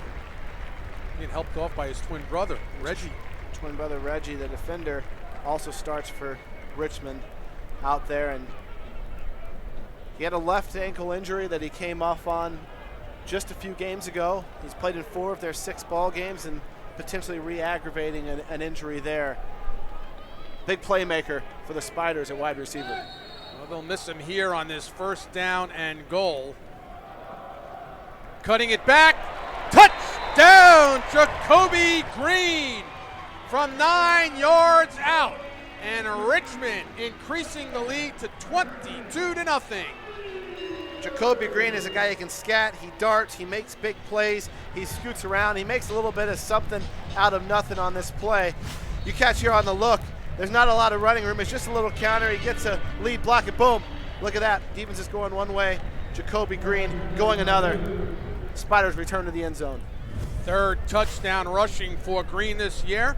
The point after is up and good by Yoder, out of the hole by Rocco. And it's 23-0 for Richmond on homecoming here against Rhode Island. Take a look at Jacoby Green here. Just gets the handoff, darts one way, cuts back another, and he's untouched into the end zone. Jacoby Green, known to break big plays, doesn't get a lot of touches for the Spiders, as they're more of a power running team with Seth Fisher, but when he does, he makes big things happen. And Green's in the end zone. 5 plays, 44 yards, under 2 minutes. And the Rams can't hold strong after that short punt. Jacoby Green, number 1 in your program. The junior at 5'9", 192, again from Jacksonville, Florida. 3rd rushing touchdown of the season for Green. Jacoby Green led this team in rushing last year with 566 yards. In fact, he had 125 against Hampton earlier this year, Carl, but he's a big play guy. He's not the workhorse that Seth Fisher is. He has multiple runs over 50 yards this year. They love to make it a change of pace guy with Jacoby Green. You hammer him with the fullback, almost linebacker turned tailback Seth Fisher, and then you get a guy that can move in Jacoby Green. It's a great combination in the backfield for the Spiders. Love the running back off the hesitation move. It's like that basketball player on the court could stop on a dime and change direction. 3 yards deep, Miles Holmes. Holmes with a hole and pull down from behind after he crossed the 25-yard line, and they'll set up shop there. The Rhode Island Rams triple nickels on the time remaining. 5:55, down 23. Danny Rocco and company, head coach 3rd year for the Richmond Spiders. James Cabell's going to come back out again. It's his first start. New Hampshire, he holds about every state career passing record in high school. Not here today, 1 of 10, 22 yards, 3 picks. He's really struggled in his first college start this afternoon. They give it to Cooper.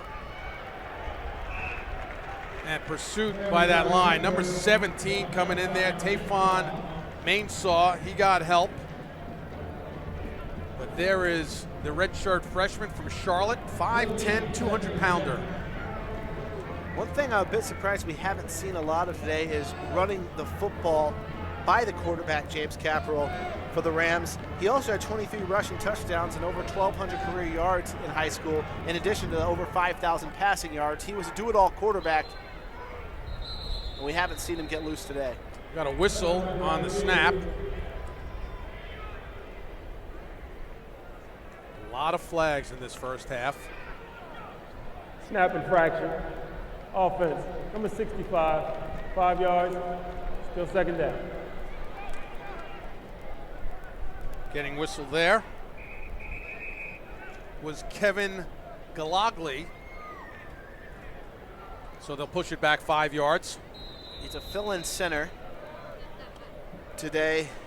Yeah, they've really had some problems with the O-line between injuries, and they've moved people all over today, Josh.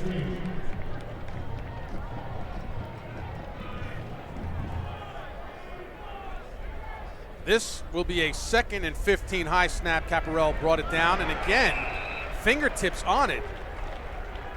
And again, Justin Williamson, the defensive end, extending his hands on the 6'1" redshirt freshman quarterback. Look here, Capperell has some time trying to get it up and just can't do it. It's been an issue for him all game, trying to deliver the ball to his wide receivers. If it's not great coverage by the Spires, it's been the pressure. It hasn't been this pressure, it's been a batted ball. He hasn't seen many breaks today for this Rams offense. Williamson standing tall at 6'5", 3-step drop, steps forward again, knocked down at the line of scrimmage. Is that Winston Craig, number 98? This defensive line is overpowering the Rams right now. You're seeing they're getting pressure in there, and then the linemen are getting their hands up, and they're just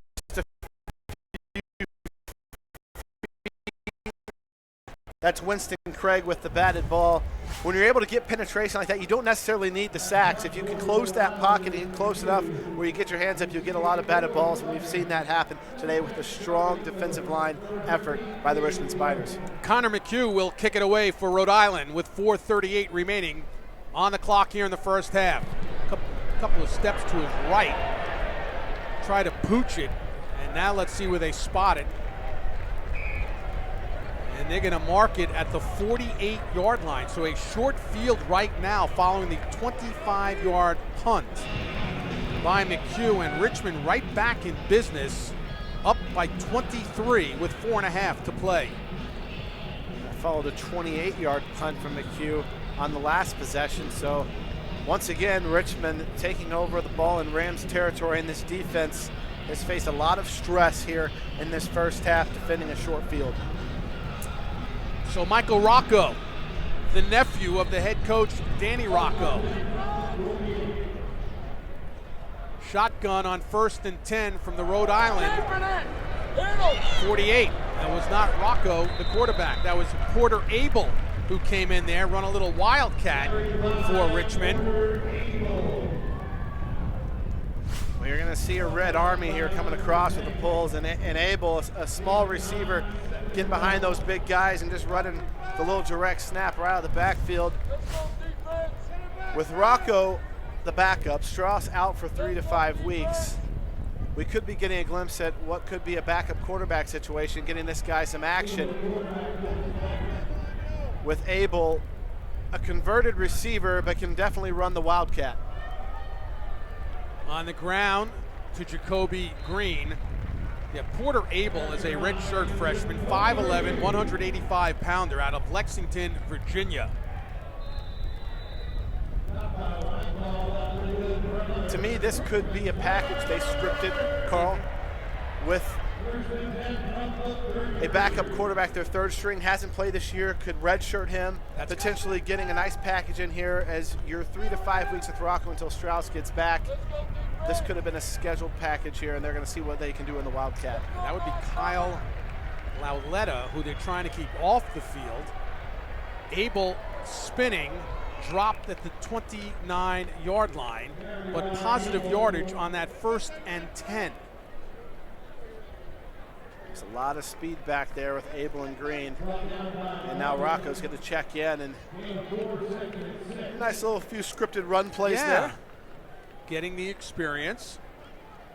Again, he is a redshirt freshman, and now Rocco will come back in here. Looking at a 2nd down and 6 from the Rhode Island 29.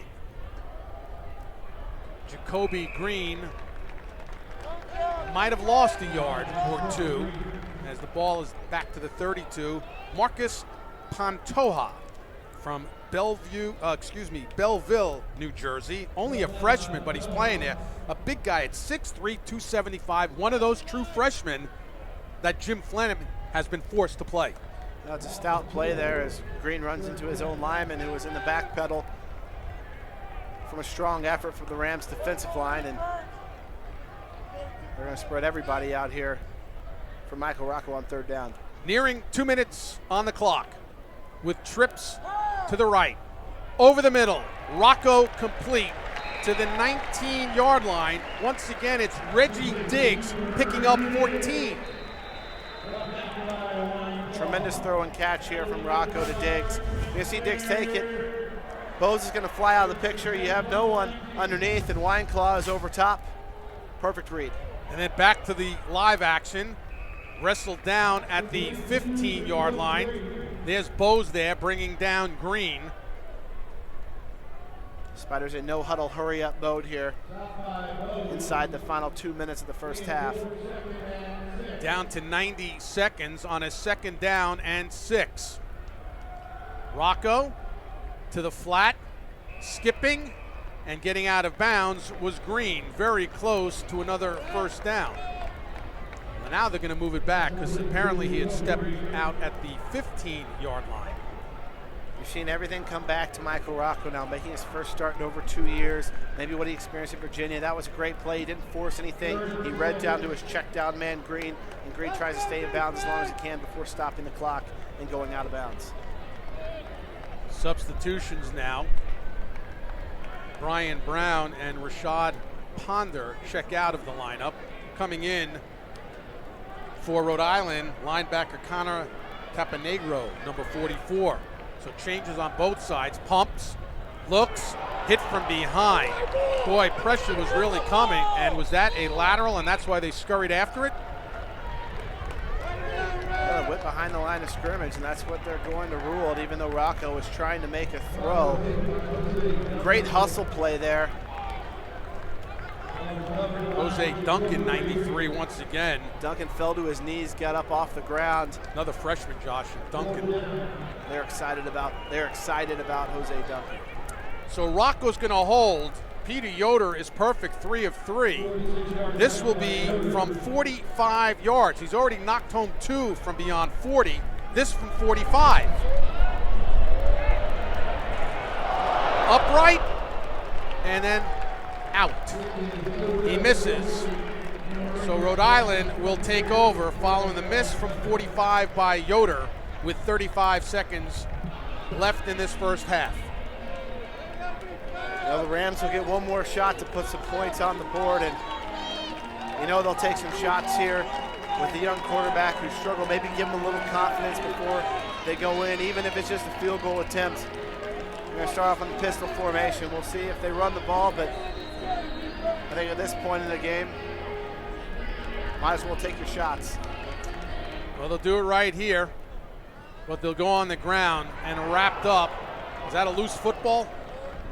The way they scurried after it, it might have come out, but it will be Rhode Island holding on. That might have been the last play. Justin Favreau jumped on that. The play was run by Cooper, who comes limping off to the Rhode Island sideline. It's not good news for the Rams. He's already their number 2 guy with Lyle McCombs out. They'll go trips up top. Ross Kim, 87, split out down low. And we're not even going to get a play off. End of the first half. The first half has come to a close, and 3 interceptions thrown by James Capral of Rhode Island has really been the difference maker because Richmond has cashed in on those, Josh. 23-0 in favor of Richmond at the break. Well, about everything went well for Richmond in this first half, with the exception of settling for field goals. Defense comes out, gets great turnovers. The offense and Michael Rocco hasn't really missed a beat. It's just some of those conversions and turning 3 into 6. Touchdown pass to Reggie Diggs for 38 yards. Then 3 field goals in a row by Yoder, followed up by a touchdown run by Jacoby Green. And that's the difference in this first half. 23-0 Richmond. You're watching CAA on the American Sports Network. Koch Industries started in the heartland, and we've expanded to nearly every state. Today, that's more than 60,000 American jobs. You may not always see our name on the products you use, but we help make better food, clothing, shelter, technologies, and other necessities. Here, we build on each other's ideas to create more opportunities for people everywhere. Together, we are Koch. It's a beautiful day out here. Sunny today with light breezes, giving way to clouds in the afternoon. We could see some light precipitation to moderate precipitation later on, followed by powerful storm-like conditions. 90 miles per hour winds are expected.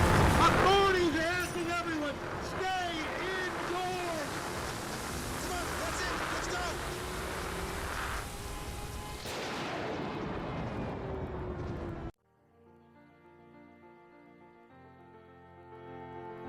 You had the tools when you got here. You've honed them with the help of an unparalleled group of educators. And you face the world with the most versatile implement of all. A liberal arts education from the finest school in this country.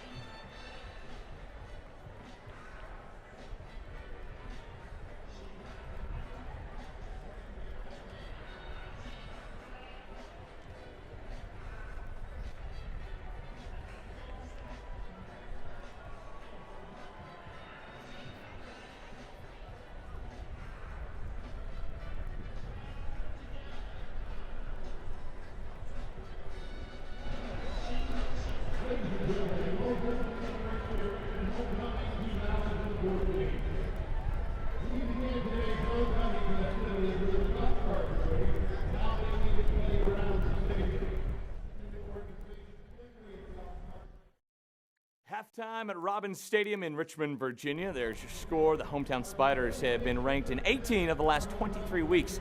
Sure enough, they moved up to number 19 in this week's Sports Network poll. Spiders have won 8 of the last 10 as well, dating back to last season. We, on the other hand, are undefeated here at halftime on ASN. Greetings and welcome in. I am Mick Schaefer. Coming up at halftime, we'll introduce you to a Richmond linebacker who's pretty good at introducing himself to the other team with authority, that is. It's Who I Am with Aaron Rhode. Here's who we are later on tonight, a Conference USA matchup between Southern Miss and North Texas, both still looking for conference win number 1. Mean Green playing at Apogee Stadium for the only time this month. Southern Miss going to Denton for the first time since 1981. And then next week in the Southern Conference, Mercer goes to Chattanooga. We saw the Mocs this week, and we'll also see the Rams 2 weeks in a row. Rhode Island hosts Maine. In Big South action, Charleston goes to Coastal Carolina. That's a 3:30 start. And then our fourth game is a fourth conference, Louisiana Tech at Southern Miss from Hattiesburg and Conference USA. And then we stay in Conference USA for a fifth contest, UTEP and UTSA from San Antonio. Stick around, more to come on Halftime.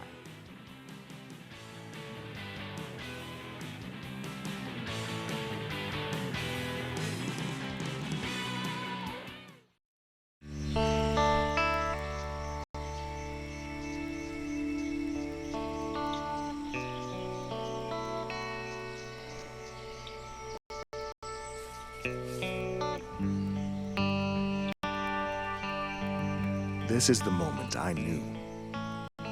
His future had no boundaries. There are some moments only the forest can inspire. Find yours at discovertheforest.org.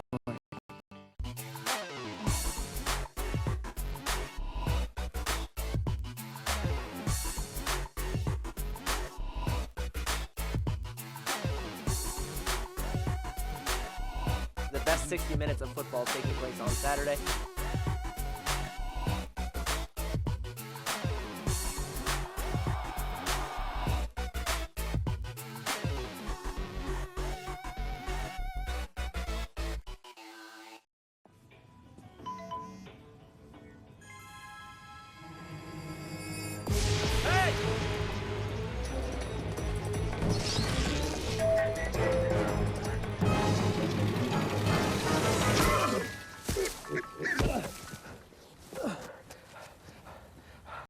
So, same time next week? Well, of course. Put away a few bucks, feel like $1 million. For free tips to help you save, go to Feed the Pig.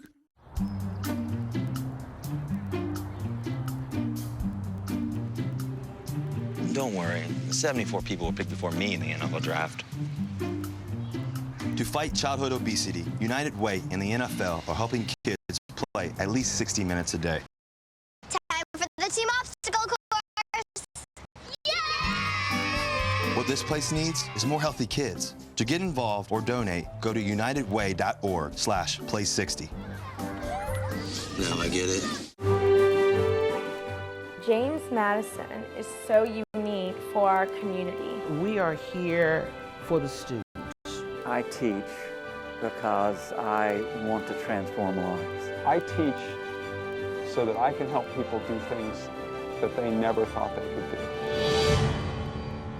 Discover your passion. You can make a difference.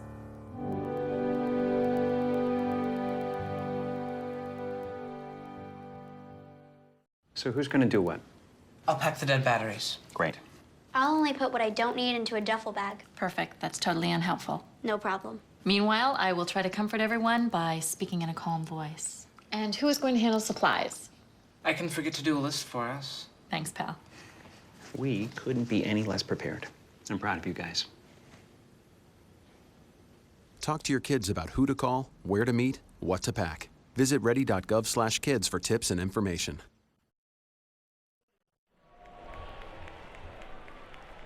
Welcome back to Halftime, done up ASN style. I'm still Mick Schaefer. Chances are you've heard the name Aaron Rhode called just a few times in this first half. If you haven't, you're just probably not paying attention. Anyway, the Richmond linebacker leads the team in tackles for loss, also has a sack and an interception on the season. But that doesn't even begin to detail who he is. Aaron Rhode, linebacker, University of Richmond. This is who I am. I live with my mom. She's a very, hardworking lady. She's just been pushing me to be competitive, and that's pretty much the biggest influence that I've had from my mom and my dad, of course. Competitive at everything that I do. My brother was also a big influence on me to go to Richmond. He's my competition, all my life. We competed everything, so he had a big influence on where I went. My brother plays overseas in Poland, but I think I got the upper edge. Most memorable moments was, I think Austin said it, his first start at Duke. That was also my first start. We came in together, true freshmen. I went to a real small high school, about 250 kids. When I was stretching at Duke, I'm just looking around the stadium like, oh my gosh, like this is it right here, this is it. So that was a big moment in my career here at Richmond. I mean, that locker room is definitely like family oriented. We just play around, joke around all the time, like little kids. That's all we do. You can't think about football all the time, so to play. Those are our brothers, so that's what we do. Coach staff has been great. Past 2 years I've been here, I've been with Coach Rojas. He preaches, not just about football, but life lessons and things like that. I have a 2-year-old son. Coach Rojas, I can talk to him about anything like that, anything that can help me out. Teach us how to be men, how to build character and things like that. Here is the Aaron Rhode file. Twice he's been named third team All-Colonial, so they went ahead and predicted him preseason third team this year. Rhode has been a starter for 8 years, 4 straight in high school, all 4 in college. He was his team's MVP 3 times in high school, not only in football, but also hoops. And his 5,257 rushing yards are the most in his high school's history. Yeah, Aaron Rhode, more than just a linebacker. We've got more action for you from Richmond. Keep it right here. It's back out for the second half when we return.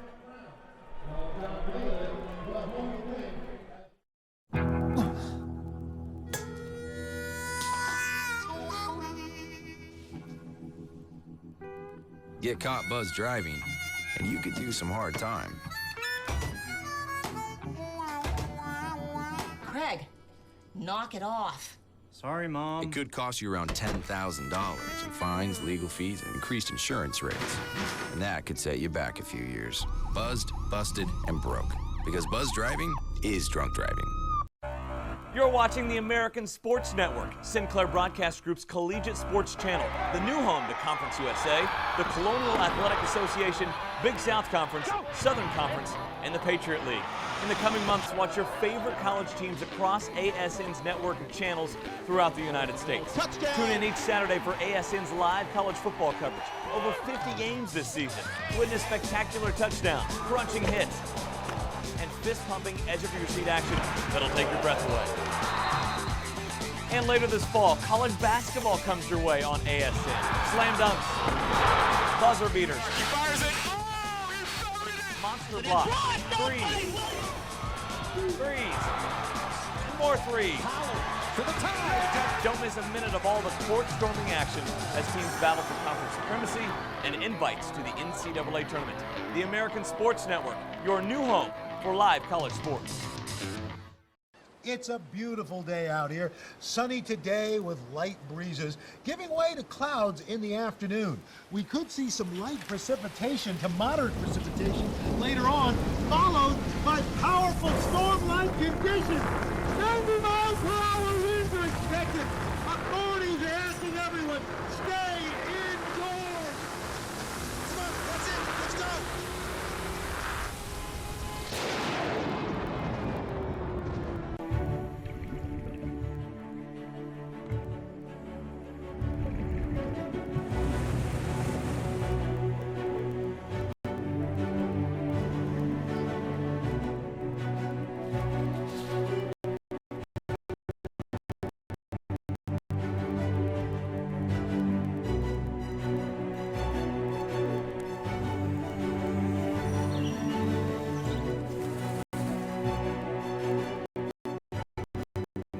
The University of Maine.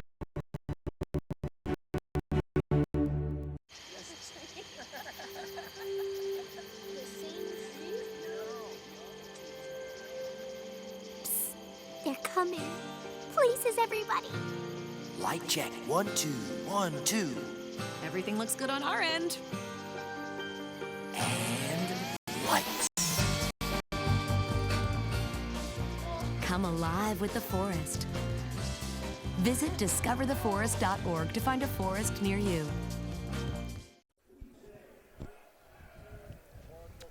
Well, the Spiders are on top here by the score of 23-0 over Rhode Island on the American Sports Network. Back up here in the broadcast booth alongside Josh Looney. I'm Carl Rhode. And now it started, and it looked like, following the fake on the punt for the first down, it looked like things might be going forward there for Rhode Island. And that was at the beginning of the game. After that, it just kind of fell apart, Josh. Yeah, you had the blocked punt followed by a fake punt, and then you hit the upright, and since then it's been all Spiders. The big thing here that's gone on, Carl, 6 of 9 Richmond drives have started in Rhode Island territory. And when you're an 0-6 team and you're on the road and it's homecoming and you're taking on a top 20 program who's won a national championship just a few years ago, you can't have that. All things considered, though, the Rams' defense has stepped up. just 23-0 with 6 of 9 drives in their territory. It's been a tough go for the Rams, but their defense has given them a little bit to be proud about. They're going to have to do something offensively, though, and James Capperell suffered a tough first half, throwing 3 INTs. He's going to need to turn it around, get some help from that defense, and put some points on the board. Yeah, he looks like he's making his first college start. He's just never really been comfortable that we've seen today. He's just 1 of 12, and this is a guy that has about every New Hampshire passing record, but it's his first college start. And college game's different than a high school game. Now he's got 1 half under his belt. Maybe he'll come back, have a little bit more. But yeah, three interceptions in the first half, not what he was thinking for his first shot as a college starter. And he's got to produce because he's going up against an offense that's incredible, where we spread it out skill-wise, whether it's wide receivers, tight ends, or running backs. No, we've seen it. We've seen Seth Fisher just maul you, running straight ahead, downhill runner. We've seen Jacoby Green with a little bit of the scat. We've seen Diggs with a long touchdown reception. Of course, Michael Rocco, the backup quarterback for this Spider team, looking like he never took any time off, and he's right back there and has them rolling. All right, we're going to come back with a whole lot more. We're at the break right now. It's 23-0 in favor of Richmond. More on the American Sports Network right after this timeout. Stay with us. The next 30 seconds can save you a lot of money. Just do your laundry in cold and stick to full loads. Auto-sleep your computers. Plug your gadgets in a power strip and switch it off when you're done. Headed out? Turn back your thermostat by 10 degrees. And drive sensibly. The more energy you save, the more money you save. Find other great tips at energysaver.gov. Hold on to me as we go. Just know you're not alone. 'Cause I'm gonna make this place your home.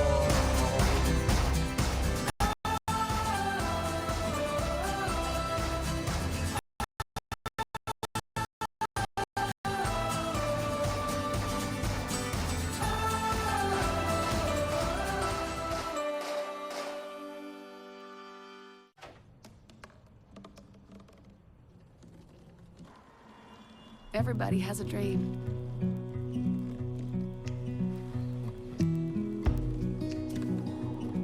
Mine was to see the ocean. And with a little help, I made it.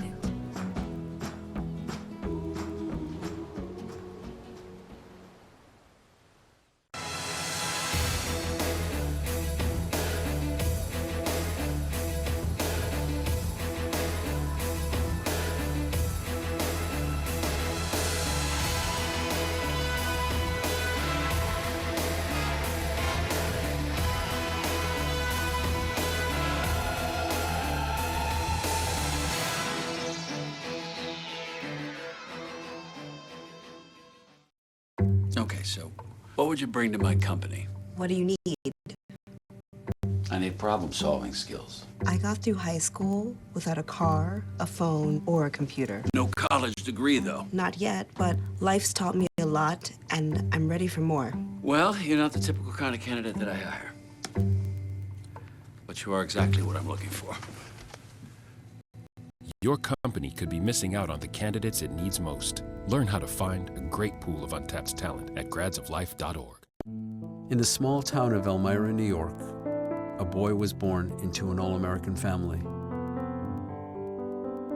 The odds of him achieving his dream in the fashion industry? 1 in 23 million. The odds of having a child diagnosed with autism? 1 in 68. I am Tommy Hilfiger, and my family is affected by autism. Learn more at autismspeaks.org/signs.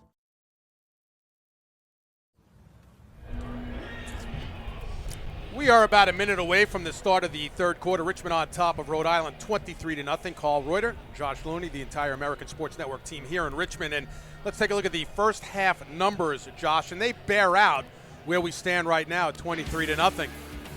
Well, the big piece is that turnover column. 4 for the Rams already, 3 of them interceptions. First-time starter at quarterback, leads to time of possession. It's been all Spiders.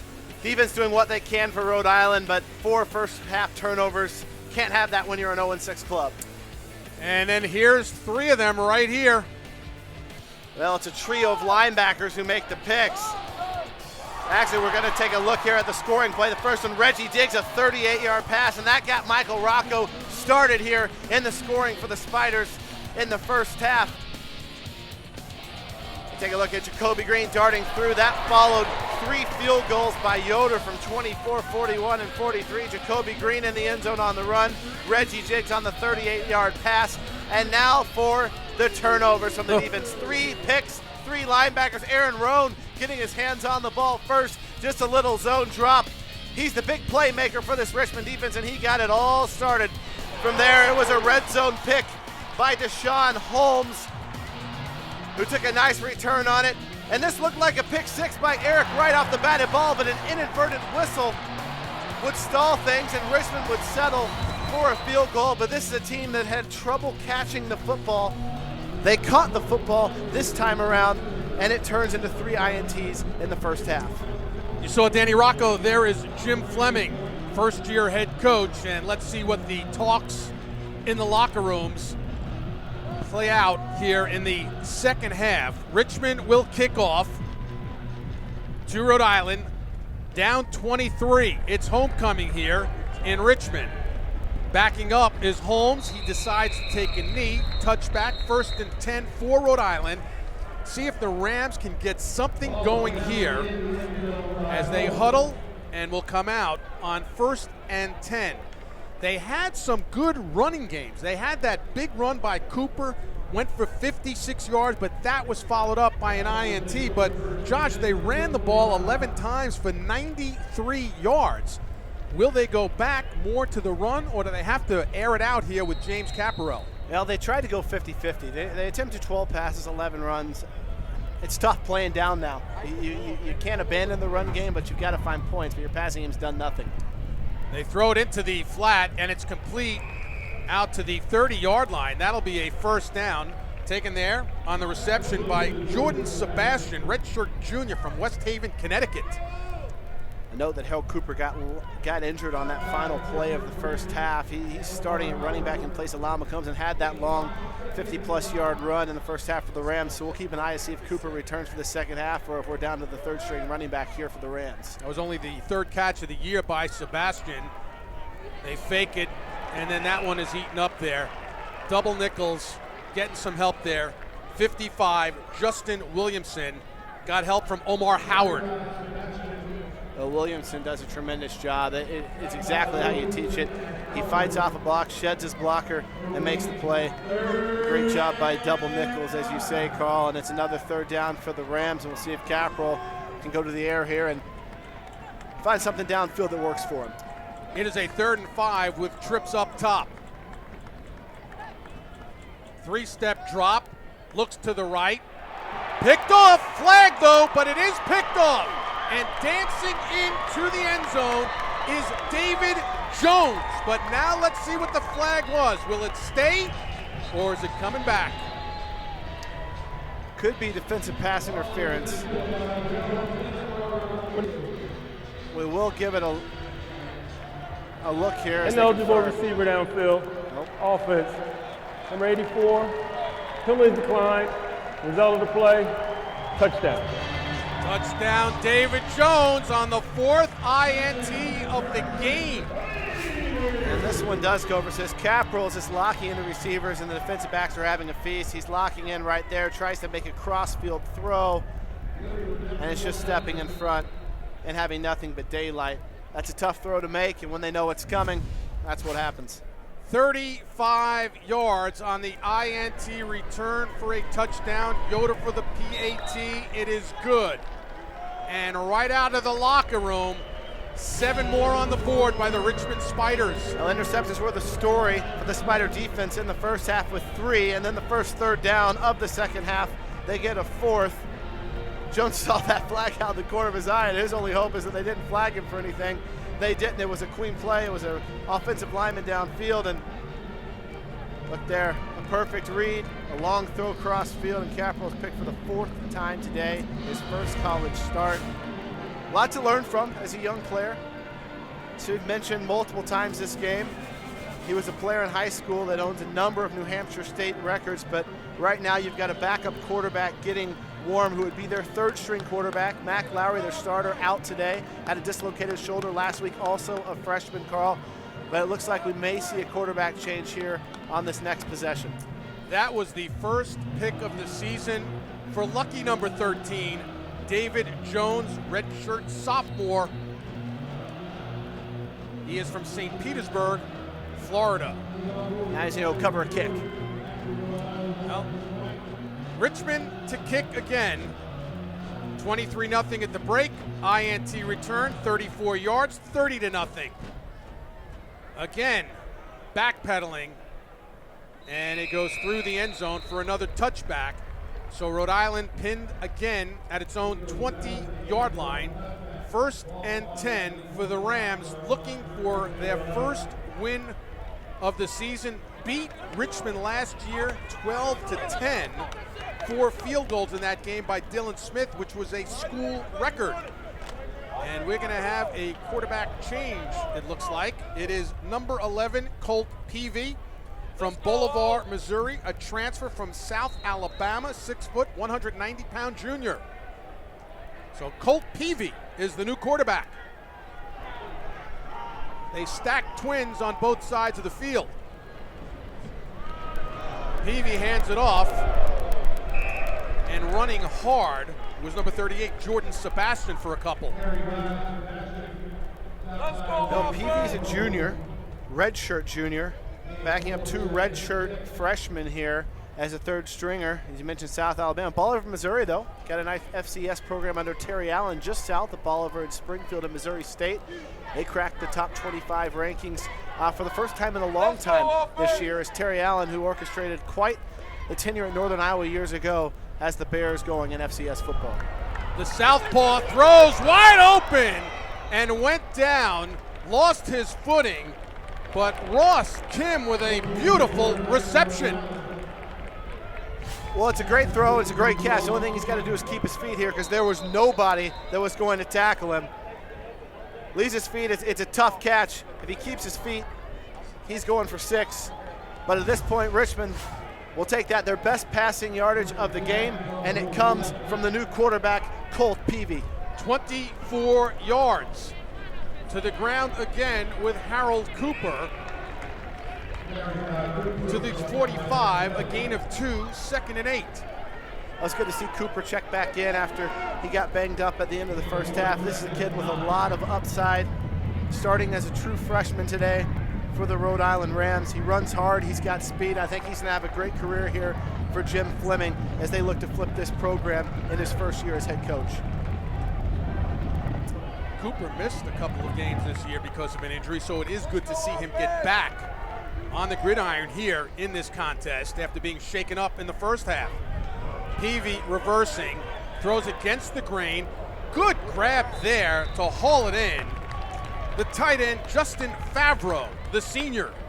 Nice job by Favreau there, a little one-handed grab. Peavy's got that awkward rollout. He's a lefty and he's rolling out opposite side. He's got good pressure, and look, just get one arm out there, a little bobble, and he brings it in. Nice catch. Also nice throw by Peavy on the run. Coming in cold, sitting out first half, and he's already going to work here. 2 of 2, 26 yards. New life for the Rams. With the ball at the 44 of Richmond, 3.5 minutes deep into this third quarter. Peavy takes it, quick drop, stepping up, and then in trouble, and dropped, and sacked. And it's number 34, Eric Wright. Justin Williamson came in as well. Well, it's just a wall of red, and when you've got several freshmen starting our offensive line, sometimes this is going to happen. A little bit of pressure from the linebackers. You get one shot block, another one coming through. You got your offensive line breaking down, and Peavy has to take the sack, no other choice. Should throw in that Omar Howard had beaten Williamson to the punch on that one. So they'll kick it away. Pretty good kick.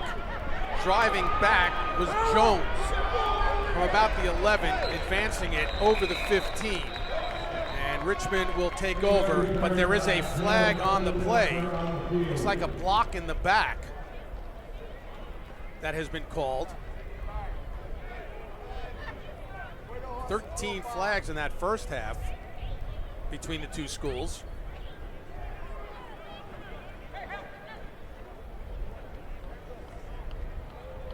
During the return, illegal block in the back. Return team, number 8, half the distance to the goal, first down. Whistled on Rashad Ponder of Richmond. Timeout on the field. Richmond in control. 10:34 remaining in the third. You're watching all the action on the American Sports Network. Hi, I'm Rob Lowe, and I have DirecTV. And I'm super creepy Rob Lowe, and I have cable. With DirecTV, you get 99% signal reliability. Now that's reliable. My cable's out, so I'm down at the rec center watching folks swim. I love that I can watch my shows and be worry-free. And I love the smell of other people's hair. Don't be like this me. Get rid of cable and upgrade to DirecTV. Call 1-800-DirecTV. They say to succeed in college, you need to take good notes, make new friends, manage your time, find a quiet place to study, and above all, sit in the front row. It's not what they say, it's what you do with it. Find your classroom at the University of New Hampshire, where education is more than a matter of degree. Week in and week out. Week in and week out. Week in and week out.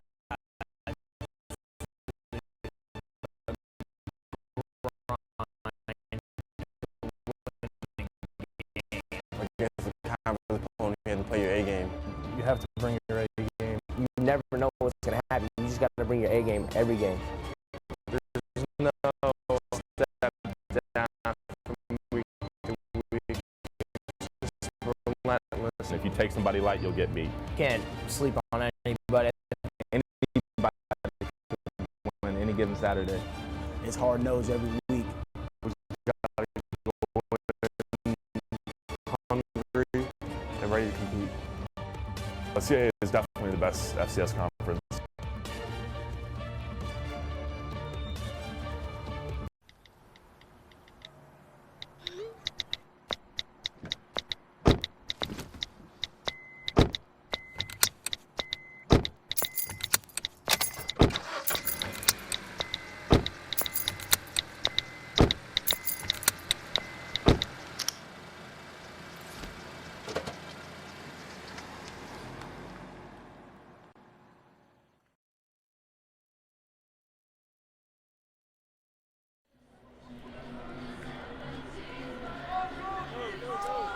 Colonial Athletic Association football on the American Sports Network from Richmond, Virginia this afternoon into the early evening, and the Spiders on top Look here. at Webster. Look at Webster go. Dancing 30-0 over Rhode Island, and it's homecoming as well. Head coach Danny Rocco, third year Richmond. The Spiders pin back at their own 8-yard line. Jacoby Green looking to dance, advancing it to the 10. And it'll be second down and 8.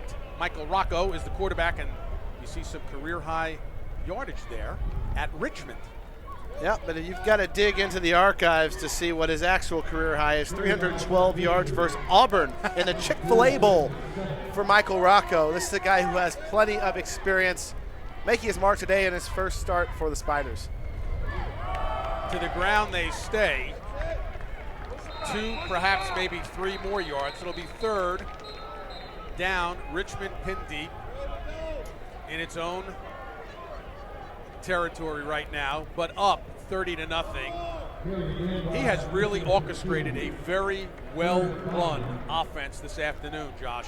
Well, we knew he had a lot of talent, but when you have 2 years between starts, you wonder how long would it take him to get into the groove of a game. He got a little bit last week after the injury to Strauss, but this was really his first test, and he's really passed it. On third down, into the flat, here's Seth Fisher, angled very close, and where they're spotting it, it is a first down for Richmond. Fisher, the halfback, tailback, running back, whatever back. Yeah, as long as it's back, Fisher's going to take it, and that's why he's there. He's going to lower his shoulder, make sure he gets that extra yard. And he does just that. So they go back to 1st and 10. Flag comes flying in on that tackle following the carry by Fisher. And they untangle. Holding. Offense. Number 66, 10 yards, first down. That's Austin Gunn. Second time this game that he's been whistled. He is the center. He was also the captain of that offensive line. It's rare for Gunn. I tell you, Carl, Michael Rocco's taken quite the detour to get here today for his first start with the Spiders. This is a guy who was a commit to Louisville as a high schooler, then goes to UVA. We've said it over and over, 21 starts. He's beaten about as big of any program you can. He's beaten Auburn. He's beaten Florida State. He transfers when a guy named Phil Simms, one of the top recruits in the country, not that Phil Simms. No. To the outside. And another flag comes flying in as Brian Brown went out of bounds. So again, Warren Gillis, who's been very, very busy today, will sort this out once again. Looks like a hold that he's getting there. And Richmond's going to be sent back again.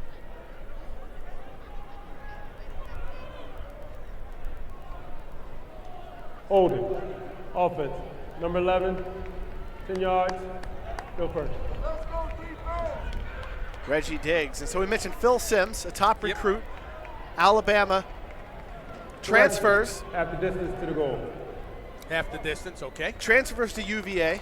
Michael Rocco has gone through a full season as a starter there. Then they start rotating the guys around. Rocco ends up transferring. Simms ends up transferring. Nobody's the starter there anymore.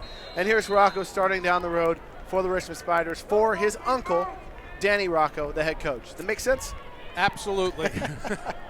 Cutting it back to the inside was Ponder, but he's denied the 10-yard line on that 1st and 21. And you want to know where Phil Simms is? He's a broadcaster? The other Phil Simms. Oh, the other Phil Simms. Go ahead.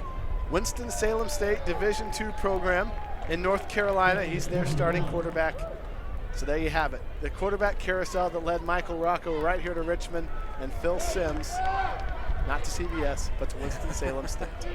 Crazy how the quarterback cycle revolved. And here's Rocco handing it off over the 10-yard line, just running a very quick third quarter here now. But the clock does hold. It's like Fisher's a bit shaken up here on the ground. He was grabbing for some oxygen. He's going to stay down just for a little bit longer. He is out of Salem, Virginia, 6'2", a powerful 232 pounds again.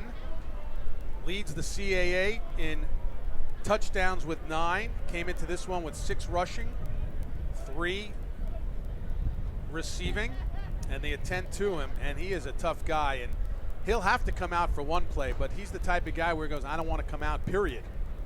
Well, he's a guy that really makes this offense effective. They'll quick hit you with their receivers, but you got him as the downhill runner. You got Jacoby Green, who we've already seen darting, and it's just when you think you have one thing figured out with Richmond, they've got another. They really are a dynamic offense that does a number of things well. And he's a big, big part of that offense as well. You know, going back to when you played linebacker, you knew that this guy, Fisher, as he gets up, walking off, you know how you could play him because he's straight downhill. The guy like Jacoby Green, who razzle-dazzle cutback, that must drive linebackers crazy, that type of runner. Well, it draws a lot of laughter in the film because somebody's going to get their ankles broken about every game. It's just who's it going to be. I'd prefer to go up against a guy like Fisher. I was a hard-nosed linebacker. They had to take me out on third downs because I'd get burned in coverage. So I was just like Fisher was. But you're right. It really frustrates you when you got multiple things to prepare for. Rhode Island was bringing it. And there is the aforementioned Green, who takes it to the 20-yard line. And they'll have to kick it away. Punt team coming out. Rocco trots off. Clock moving. About halfway through quarter number 3. It was 23-0 Richmond at the break. And Richmond scoring a touchdown here on the INT for 6 by David Jones. They'll kick it away now.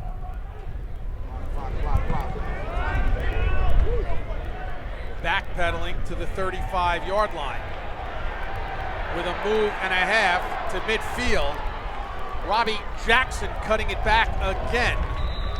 Nice return by Jackson to Richmond territory. Rhode Island with a 1st and 10 at the 45. We'll see their first snap from the line of scrimmage following this timeout. CAA football, and you're watching all the action on the American Sports Network.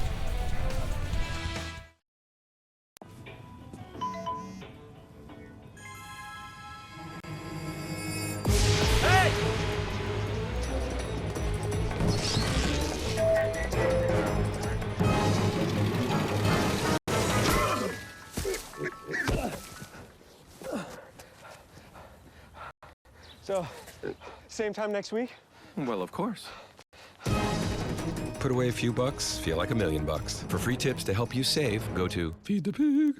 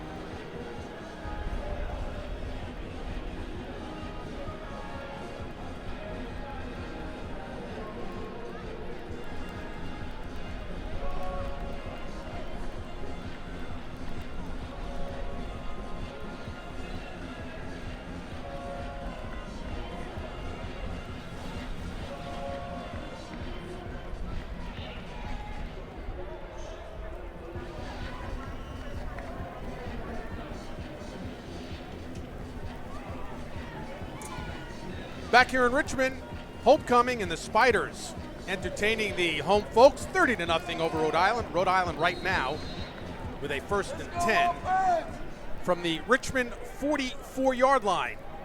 Colt Peavy, the quarterback who started this second half, hands it off to Jawan Wynn, a senior running back. Nice little run there by Jawan Wynn, holding the line and getting a good distance, reading his blocks. Richmond doesn't give a lot, but it was well blocked on the edge, and he's able to get a chunk out of it. Picked up 6, 2nd and 4, inside 7 minutes to play third quarter. Rhode Island came into this game winless after surprising Richmond last year up at Rhode Island. 12-10 was the final in that contest.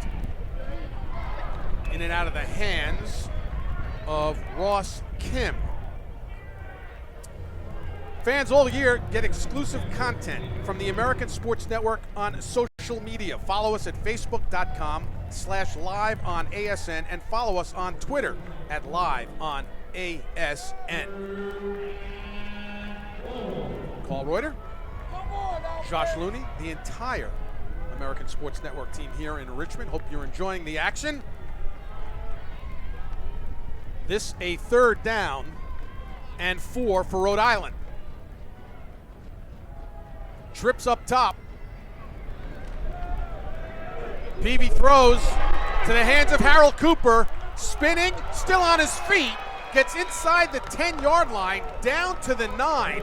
Nice quick throw by Peavy, and then Cooper hauls it in and does the rest. Picks up 29. This may be the best play of the day for the Rhode Island offense. Peavy sets up that screen perfectly, delivers to special agent Harold Cooper there, going down inside the 10-yard line. Tremendous job by both players, and that's the type of thing the Rams have been looking for and searching for all day offensively. Fake it and then give it Cooper about 3 more, down to about the 6-yard line. So Rhode Island with its deepest penetration right now in this contest. Not bad for a relief pitcher, huh? Yeah, you got that southpaw. Colt Peavy, the lefty, coming in, the transfer out of South Alabama. Not related to Jake Peavy. After James Caparell's fourth interception, they relieved the redshirt freshman who's making his first start. He's giving them a little something to work off here as their starter, Mac Lowry's out with a dislocated shoulder. 2nd and goal. Peavy looking, scrambles, and taken down. Oh, he was caught from behind there. Nice play by Evan Kelly, the defensive tackle, number 90, 2-time All-CAA for the redshirt senior out of Pittsburgh, PA. That's a great job by Evan Kelly. He's preseason All-American. You can see it here for a reason. He's going to read and react, and this is the play from before that Peavy delivered to Cooper that set up this 3rd down, and Rhode Island still looking for their first points of the ball game. Carl, I'd say you're in 4-down territory at this point. 3rd and goal. Peavy releases. Here's Cooper, looks to get to the outside, angling, and pulled down right inside the 5, down to the 2-yard line. And now they will go for it on 4th down. That's a tough run by Cooper. He gave it everything he could to try and get there. He gets to the 2-yard line, and it's a no-brainer to go for it here if you're Rhode Island. Try and get something to build off. A lot of starters still in the game for Richmond, so this isn't against the backups with the game out of hand already here in the 2nd half. So you can build off something like this, particularly when you're at a 3rd-string quarterback and a true freshman running back. 4th and goal for Rhode Island. Peavy takes the snap, guns it, batted down, and I believe, was that picked off again? I think it's another INT, and it's David Jones for the 2nd time in this contest, and the 5th pick by the Richmond defense this afternoon. 5 picks, that's going to help a turnover differential that ranks last in the CAA. Take a look at a pick here. As it replays, it's right on the goal line, 4th and goal, trying to thread it. Not gonna happen. Ball's bouncing around a little bit, and that's the 5th interception of the game for the Spiders. We'll be right back. My big idea is finding new drugs from the world's oceans. My big idea is harnessing green energy. To help 500 million smokers in the world to quit smoking. To study ancient polar sediment to understand global climate change. To create an underwater NASA to explore the world's oceans. It's not happening in a big place, but in a small place. A small, beautiful place. Beautiful. In a small, beautiful place.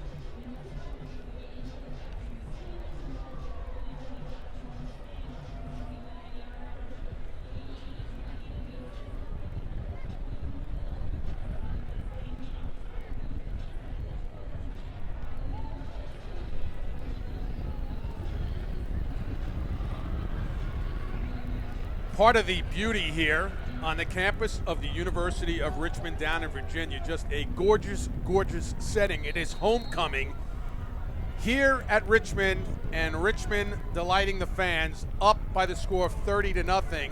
Pinned deep, movement left side, and pinned there because of the pick by David Jones. Start, offense, number 54, half the distance to the goal. That is Jacoby Ruby, but they have the ball there because Jones gets his second pick. 5th of the game for a Richmond defense, Josh, that had only 3 interceptions coming into this. Yeah, it's been an incredible show. Look where that ball spotted. It's about on a half. There's no room to line. get out of there. Well, the surge maybe to the 2. Some breathing room. It'll be 2nd down. Yeah, Carl, you mentioned 3 picks for Richmond heading into this game. They get 5 today, and we were on the phone earlier this week with defensive coordinator Bob Trott. He said they've had the opportunities. They've been there. We're an attacking defense. He had no issues with the way they're playing. He said, we just got to catch the football. So they worked all week on ball drills. It'd be a big point of emphasis for this second half of the season. The kids were listening. Well, the defense is catching the ball, and the offense for Richmond is catching the ball out of the right hand of Michael Rocco. And now Jacoby Green, and it's a foot race to the 40, cuts it back at midfield, and then angled and was run out of bounds. But they were pinned at about the 1, and Jacoby Green says, I'll take care of that for us. This is why Richmond's so effective. They'll pound you and pound you efficient. They'll give you a burner like Jacoby Green. You give him a little bit of edge. He breaks 2 tackles there, and he's well on his way to a 54-yard run. It's his 3rd carry of 50 or more yards this season. Great compliments they have in both their running backs. That's the 2nd longest run of this game. That 54-yarder, 2nd to Harold Cooper's 56 for Rhode Island. Green got upended. That was a 1st and 10 from the Rhode Island 43-yard line. Give them a yard. It's 2nd down and 9. 5'9", 192. He's a little bigger than your scat backs, but as you saw in that last play, when you run inside, he can get popped. And Andrew Bowes, the leading tackler for the Rams, is the one down. We've seen him all over the field today, as he is most weeks for this Rams defense. Yeah, he is one of the leaders, if not the leader on this team. Bowes, 6'2", 232-pound senior from Huntingtown, Maryland. Came in with 2.5 sacks to lead the team. Team high 64 tackles entering this contest. 21.5 tackles for Bowes for loss during his career, and he's holding that left arm and shoulder. And hopefully he comes back into this game because he's an exciting player. He's a captain. It's someone that they need on the field regardless of the score. Yeah, it's that left hand, and he's a tough kid. I have a feeling he'll be back, if not this game, next week. He's a guy that will play through a lot. He's holding this defensive unit together with so many young players around him. They said he's been wonderful to work with. Sometimes when you're out having a rebuilding project and you're a senior, you can get a little frustrated with the way the program's going. Not Andrew Bowes. Rocco, the throw, short completion to Brian Brown, stays in bounds. The clock will continue to wind down here with 2:40 left in this 3rd quarter. 30-0 in favor of Richmond. Led it 23-0 at the break. Danny Rocco's team looking to improve to 5-2 overall, 2-1 in CAA play. We're looking at his nephew, who's the starting quarterback, Michael Rocco. They split the tight end, Sean Fitzpatrick, way out up high. Green come in motion. Rocco under pressure, gets rid of it, and incomplete. But Rhode Island was coming, and they were bringing some people there. Dunstan Payne comes on a corner blitz there, and Rocco had to get the ball early and didn't let that play develop the way he needed it to. A great little backside stunt as defense guesses right and forces the punt. Payne is a junior from Miami, Florida, transfer from Monroe College. So they'll kick it away here. DJ Helkowski will kick. Looks like Robbie Jackson back in single safety. High punt. Able to cover it and just goes in to the end zone for the touchback. So Rhode Island will get it back again with a long field. They've got to start at its own 20-yard line, the Rams, and then go 80 if they can.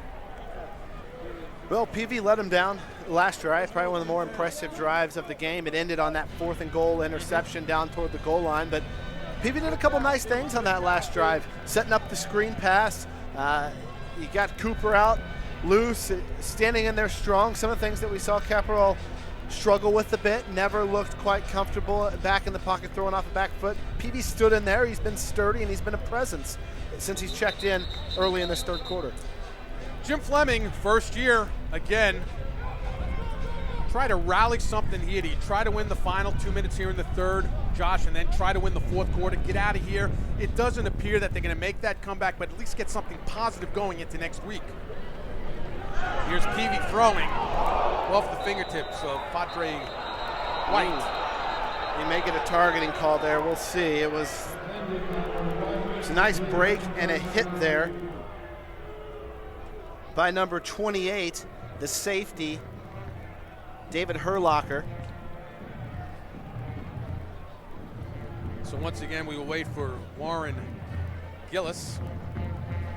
See if they say the receiver was defenseless and if they ruled it a crown to helmet hit. If so, Herlocker would face ejection. Plays are reviewable now with the tweak targeting rule following the game.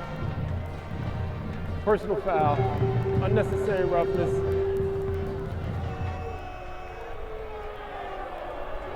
Personal foul, unnecessary roughness, defense, number 28, 15 yards, automatic, first down. All right, so they just gave him the unnecessary roughness on that one. So they don't give him the targeting call, which is the big piece there, which would have led to the ejection. So we'll see it here. Price call helmet to helmet hit, and it looks like he's out of your camera there.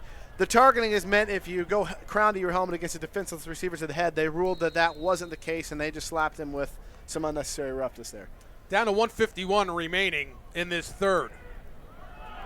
Little razzle-dazzle off the reverse. This is Jawan Wynn, but the play really didn't garner too much, and the stop was made there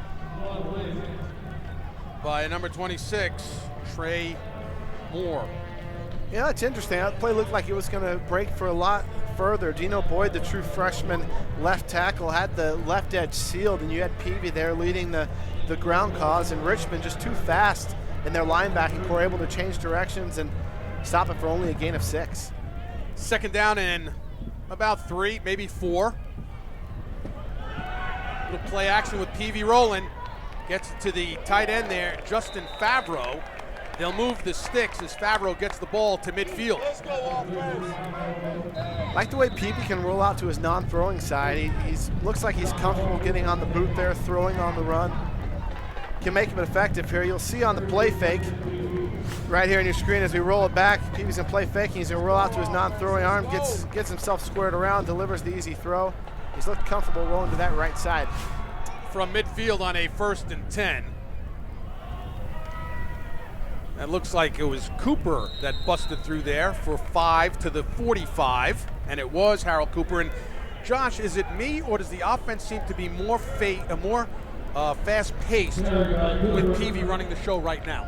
They are. He's given them a spark. This is 2 drives now in a row that they've gone down the field. Now Richmond's starting to make some substitutions. The last drive was against Richmond's ones. But yeah, I think Peavy's come in and provided a mini spark at least. And when you're 0-6 and you're down 30 right now, you'll take any spark you can get and keep building for what might work later on this year. Well, they'll go on 2nd down and 5. And now coming in, and the whistle. That is the end of quarter number 3 here in Richmond. And the Spiders on homecoming with a commanding 30-0 lead over the University of Rhode Island. We'll come back, start of the 4th quarter next on the American Sports Network. Stay with us.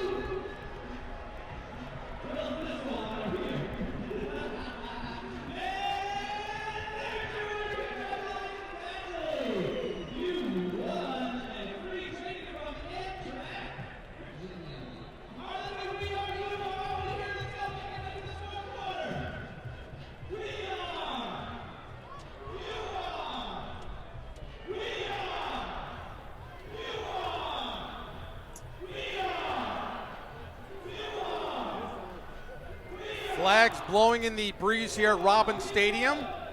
Start of the fourth quarter. Carl Reuter, Josh Looney, the entire American Sports Network team on hand. Homecoming. It's been all Richmond in this contest.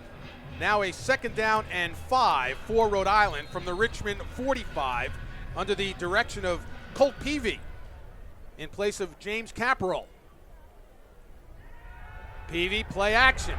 Comes back up, steps in the pocket, throws a deep ball, but could not connect there with Harold Cooper, the intended receiver, coming out of the backfield. That's all right. I really like the way Peavy's handling himself back there since he's come in this third quarter. He just seems confident. He sees the blitz. You can see him, he's going to overthrow his receiver. Watch when he drops back. He's going to go back. He's going to feel the presence out of this play action, see it, has the mindset to see out the corner, run, set his feet, throws. He's got all the check marks on there except for the completion. Well, that's a good thing to see from a third-string quarterback. And he had gotten behind the corner, number 26, Trey Moore. 3rd and 5. Under pressure. Got it. Far side. Touchdown, Rhode Island. There are a couple of flags, though. And now let's see if Darrell Geyser's touchdown will count. It looked to me like Darrell Geyser might have pushed off. Pass interference. Offense, number 85, 15 yards from the previous spot. Repeat 2nd down. So things just not going well for Jim Fleming and the team as he pushes off. Hey, those cheating offensive players always, right? See, yeah. You see about a couple spiders, players will go out of bounds here. Geyser definitely pushes off to get past that coverage. Able to make the catch and go for 6, but it's coming right back, and it's going to be 3rd and 20 after that foul. So it was OPI, offensive pass interference on Darrell Geyser. I just love it when receivers get called for as a defensive guy. You can't touch them anymore as defense. So, hey, anytime you get flagged as a receiver, that's a good thing in my defensive book. Oh, if you were a catcher in baseball, you'd want every pitch called for you as well. Wow. 3rd and 20. Trouble, dropped and sacked. Pressure was coming. Aaron Roan, 24, was one of the few, or one of the many, that were in on the play. Yeah, the Richmond offensive line, or Rhode Island offensive lines really struggled when they bring a blitz. And you see there, Harold Cooper goes ahead and misses the first stunt.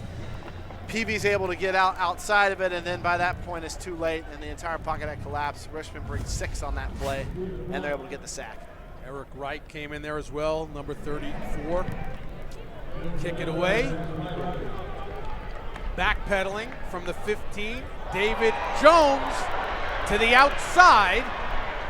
Jones across the 40 to the 45, and then pushed out of bounds at about the 48-yard line. David Jones on special teams, a nice little run back there, picks up 33. Yeah, great patience by Jones here. He's able to gather his feet. Doesn't really move more than about 2 feet either direction, makes 2 tacklers miss, and then he's able to go and bring the ball back up to midfield. Nice play by Jones, especially when you're catching and expecting to get hit with defenders right up on you. Jones has had a nice game as an INT return in the third quarter for a pick 6, the only score we've seen here in this fourth quarter. Well, Abel checks here to see some more Wildcat here out of the wide receiver. They like to get him in and run. Well, that's exactly what he's doing. And he broke it inside the 40-yard line. So a nice run by Porter Abel. and able to move the sticks for another Richmond first down. Well, he's fast. He's a young guy, and he's filling in as a third-string quarterback right now with Strauss out. And you'll see, you know what they're going to do. They're going to run him off the edge. They're going to hand it off to Green. And when you've got Green and Abel right there next to him, that's a lot of speed for a defense to counter with. They like checking out this wildcat action. 17 yards on the last carry. Go back to Jacoby Green, who gets it and advances to the 34-yard line. Clock moving. A minute and a half into this fourth quarter. Colonial Athletic Association football on the American Sports Network. Again, Danny Rocco this week, the head coach of Richmond, kind of left it open to what they would do as their backup quarterback situation, and this is the answer. They do have a young sophomore, Kyle Laletta, who has not played this year, and they'd like to keep a red shirt on. While Strass is out over this next month, this is what you're going to see behind Michael Rocco. Steps back, now throwing, open, and going in for the touchdown. It's a touchdown for Richmond. The play covers 34 yards, and on the receiving end, Naquan Thomas. Look at Abel here. He sells the play fake well, backs off. Heck, I'd bite. Everybody bites. You think he's going to run it? You might as well see if the kid can throw the ball. He can. This could be a dangerous weapon, even once Michael Strauss returns, to put him back there in situations like this. We had 226s there. Wrong on that one. We have to check that. That extra point is good. Being told that that was Bevels that scored that touchdown. It's Bevels on the touchdown reception. So 37-0 on the touchdown throw by Abel. We're back with more right after this. Koch Industries started in the heartland, and we've expanded to nearly every state. Today, that's more than 60,000 American jobs. You may not always see our name on the products you use, but we help make better food, clothing, shelter, technologies, and other necessities. Here, we build on each other's ideas to create more opportunities for people everywhere. Together, we are Koch.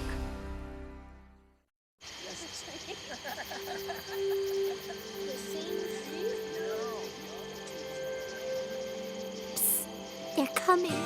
Places, everybody. Light check. 1, 2, 1, 2. Everything looks good on our end. And lights. Come alive with the forest. Visit discovertheforest.org to find a forest near you. Towson is a big university with a small campus feel. It's about going to the school that was at the top of my list. For me, it's about making professional connections. I was able to get an internship with the Baltimore Ravens. Towson is about studying what I'm passionate about. The Veterans Group helped me get plugged into Towson. It's about the sense of pride you feel when you put on your uniform. Towson is intramural basketball, rock climbing, and skydiving. Towson University is about empowering the students to make positive change. It's a place where dreams happen.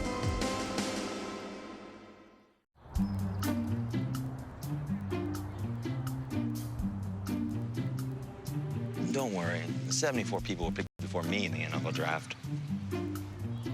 To fight childhood obesity, United Way and the NFL are helping kids play at least 60 minutes a day. Okay, time for the team obstacle course. Yay! What this place needs is more healthy kids. To get involved or donate, go to unitedway.org/play60. Now I get it.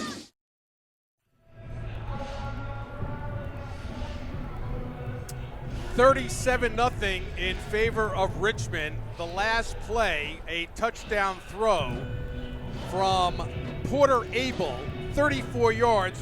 Jamal Bevels, 26 on the receiving end. And not really skipping a beat here in this second half. There's a big smile. Why not when you just hold one in? Got behind the secondary, and Bevels just had real estate, and he found the paint. Josh? All Bevels had to do was catch, and Abel sold that play fake very nicely. All he's been doing is running out of that Wildcat in his 2 series. He's been able to get back there as quarterback, and why not see if it works? You run, run, run. A little play fake without having to play action except to yourself. So Yoder will kick off once again. High end over end. Taken at the goal line.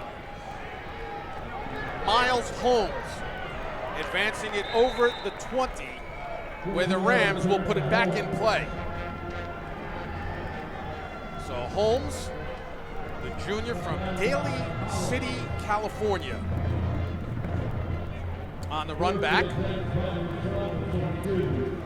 12:43 remaining in this contest. Homecoming, a successful one as Colt Peavy comes back out. In relief again, if you're just tuning in, and James Capperell had a difficult day. In fact, the Richmond defense has been superb, picking off 5 Rhode Island passes in the contest.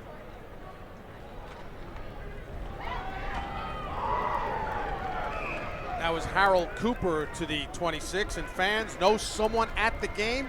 Text them to take a picture and post it with the hashtag live on ASN hashtag.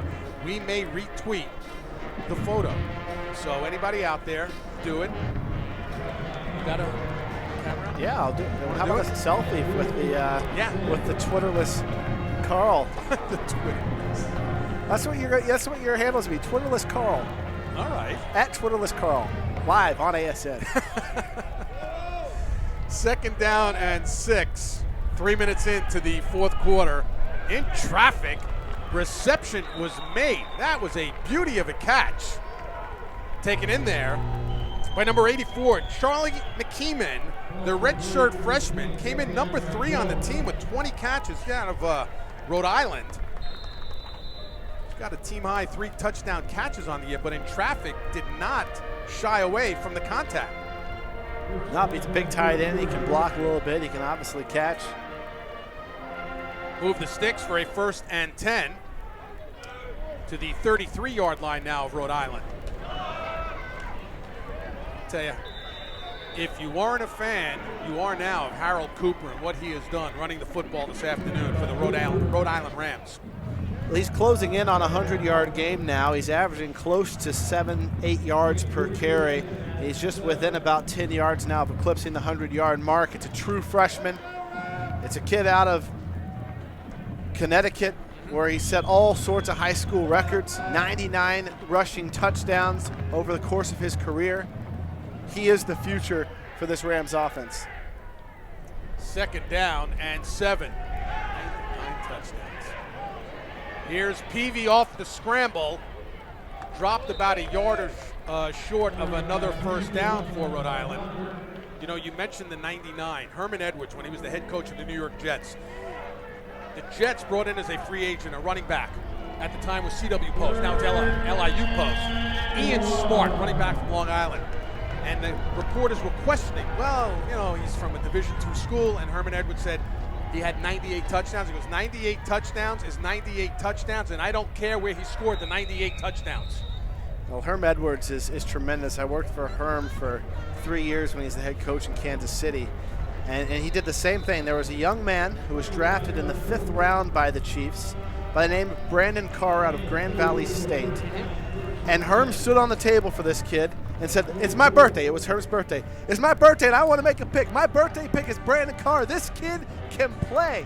And Brandon Carr signs that ridiculous contract when he becomes a free agent with the Cowboys and is one of the better corners in the NFC. That's a Herm Edwards guy. Finds talent everywhere.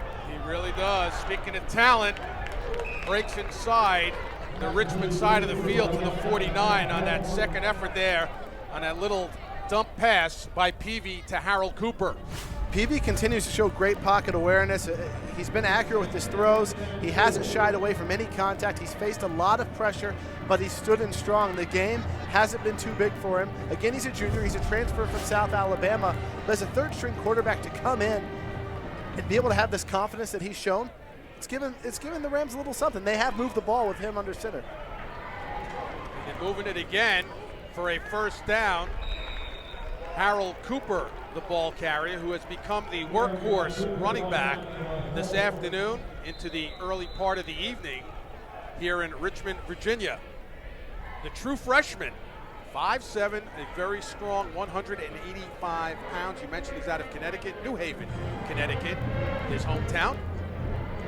Rushed for 6,661 yards, fourth most in Connecticut high school history. Won 2 state championships as the running back for Hill House. Peavy rolling to the far side, slides out of bounds. The injury situation is really bit Rhode Island, and if you think of as well as Harold Cooper's done, he's the backup to Lyle McCombs, who was dismissed this offseason from UConn, finds a home here in Rhode Island, was a Doak Walker Award candidate going into last season, and then he breaks his hand in practice, and he's been out the past couple games, and you remove him from the backfield from a team that's looking for playmakers. Those types of things have really been a struggle for Jim Fleming his first year. Loose football, picked up, recovered, and went down very wisely there before pressure came in, and he might have coughed it up again, was Cooper. So it's a loss on the play. It'll be 3rd and 12. Looks like Peavy wasn't expecting the snap there. It surprised him on the count. Cooper with a heads-up play. We'll roll this back for you where Peavy's in the gun.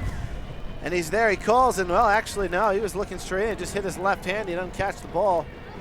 And it sets him up in 3rd and long. 12 to be exact. Less than 8 remaining in the contest. Been all Richmond so far. And on the receiving end of that PVP was Robbie Jackson. So the senior from Massachusetts making the catch. Shy of a first down. They're going to go for it. It's a nice throw by Peavy. Quick release, quick slant. It's 4th down, Josh, and 4. You're going to run here, or you're going to let Peavy roll it out? They're going I'm going to get Peavy on the edge. If I'm head coach Bill Blau or offensive coordinator Bill Blau, get him on the edge to that trip side and see what he can do. Cooper, the lone setback. On 4th and 4. Peavy looks far side, batted up in the air, and nearly another INT for that Richmond defense on downs. Rhode Island gives it back to Richmond. We'll come back with the Spiders on offense. 7:03 remaining in the game. Richmond on top of Rhode Island on the American Sports Network. Timeout. You're watching the American Sports Network.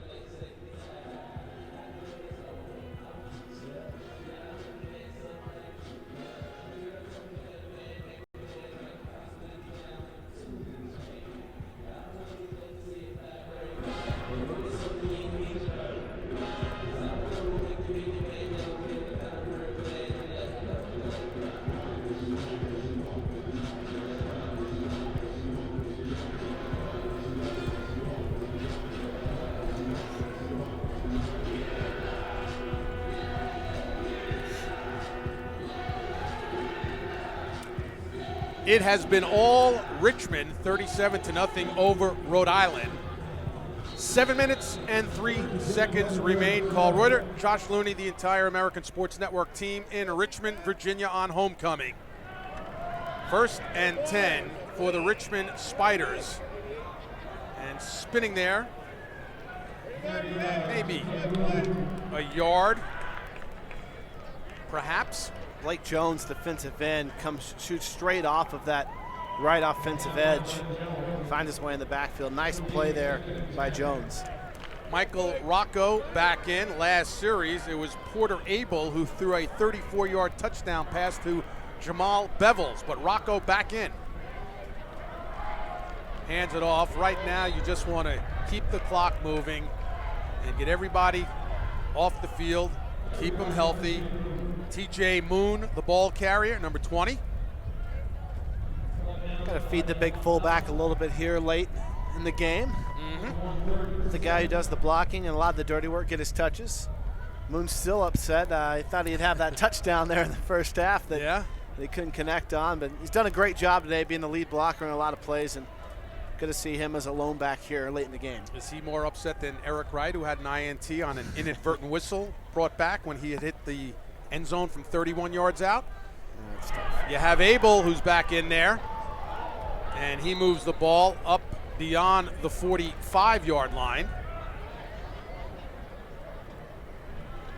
He went out of bounds there, so they'll stop the clock. Just a few seconds inside of 6 minutes remaining. It'll be a 4th down upcoming, so going back to receive in single safety is Robbie Jackson. Kicking is DJ Helkowski. Jackson, number 15, is standing right about the 15-yard line. A high kick by Helkowski from the 11-yard line. Up to the 30. Jackson to the 40, cut back and run out of bounds, and they'll spot it at the 46-yard line. 35 yards on the punt return by Robbie Jackson. 5:07 remaining in the 4th quarter. Richmond is cruising on the American Sports Network. Hi, I'm Rob Lowe, and I have DirecTV. And I'm far less attractive, Rob Lowe, and I have cable. With DirecTV, you get 1080p and Dolby 5.1, the industry's best picture and sound. With cable, you get pictures and some sound, too. DirecTV is a theater quality experience I can have at home with all my friends. I don't. Don't be like this, me. Get rid of cable and upgrade to DirecTV. Call 1-800-DirecTV.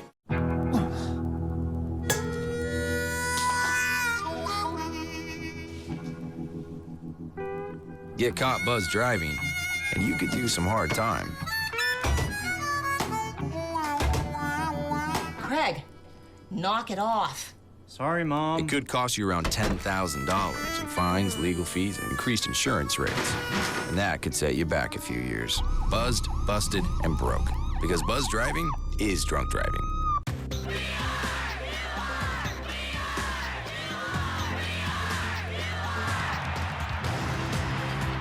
At the University of Richmond, you get a leading liberal arts university in a dynamic capital city, where you can be an accountant and an artist, research alongside faculty, and have an internship in your field.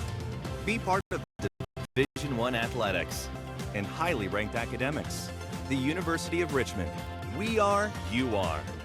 Week in and week out. Week in and week out. Week in and week out.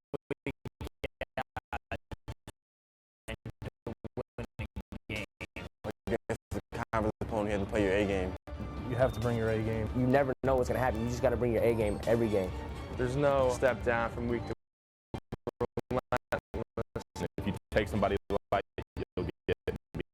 You can't sleep on anybody.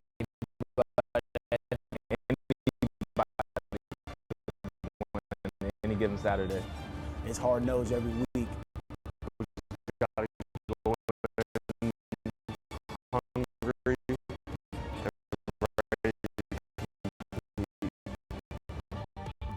CAA is definitely the best FCS conference.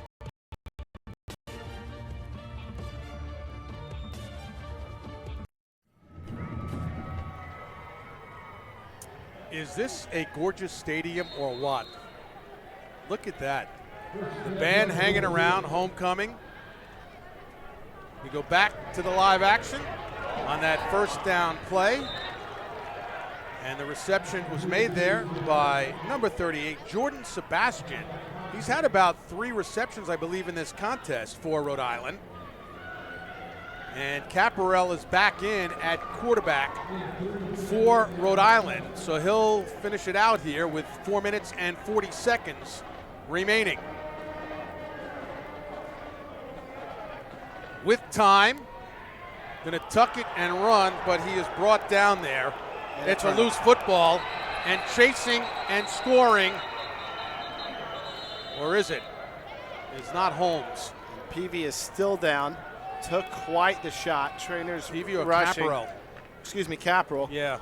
Checked in for Peavy. First play back in. This is the starter. The rest are freshmen. He takes off on the move. He's going to get hit in the head, I think, by a couple defenders. The ball came loose. They blew it dead. Ruled it not a fumble. One of the guys that came in was Selton Hodge, number 23, redshirt sophomore out of Washington, D.C. There's a concern. Jim Fleming, he has just, it's been a tough season for him. Media timeout.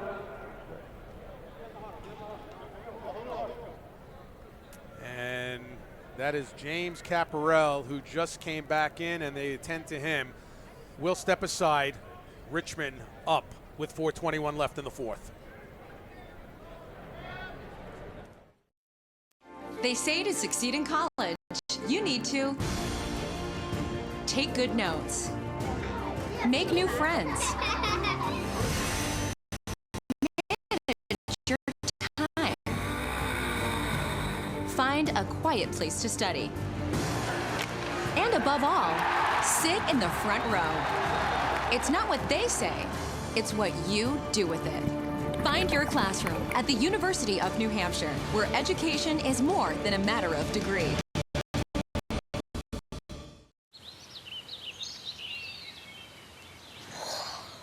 Oh, look, a redhead. Staring contest.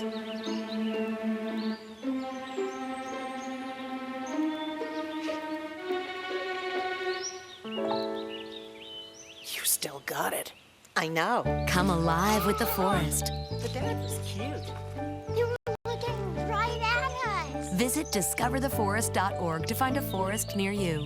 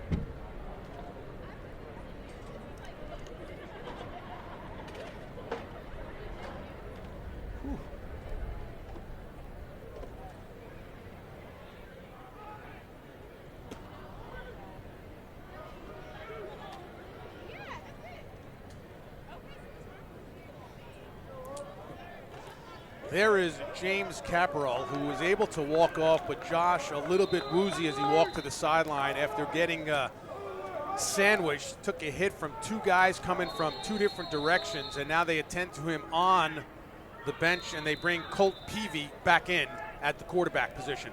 James Caparell just can't catch a break. He threw the interceptions in the first half, checks in here again the second half, and the first play is in. He takes shots like that. And then that was dropped. Peavy looking and had the connection there, but couldn't hold it on. Peavy's getting frustrated as well as he comes off and nursing his shoulder a bit. And James Caparell still has an army of trainers around him on the sideline as Rhode comes in to punt the football. It's a day where not much has gone right outside of that blocked punt for the Rams early in the first quarter. So they'll kick it away with 4:05 now left. McHugh kicking it, and Richmond will just scatter, and it takes a Rhode Island bounce, and it will come to a stop at the 5-yard line. Good kick by Connor McHugh.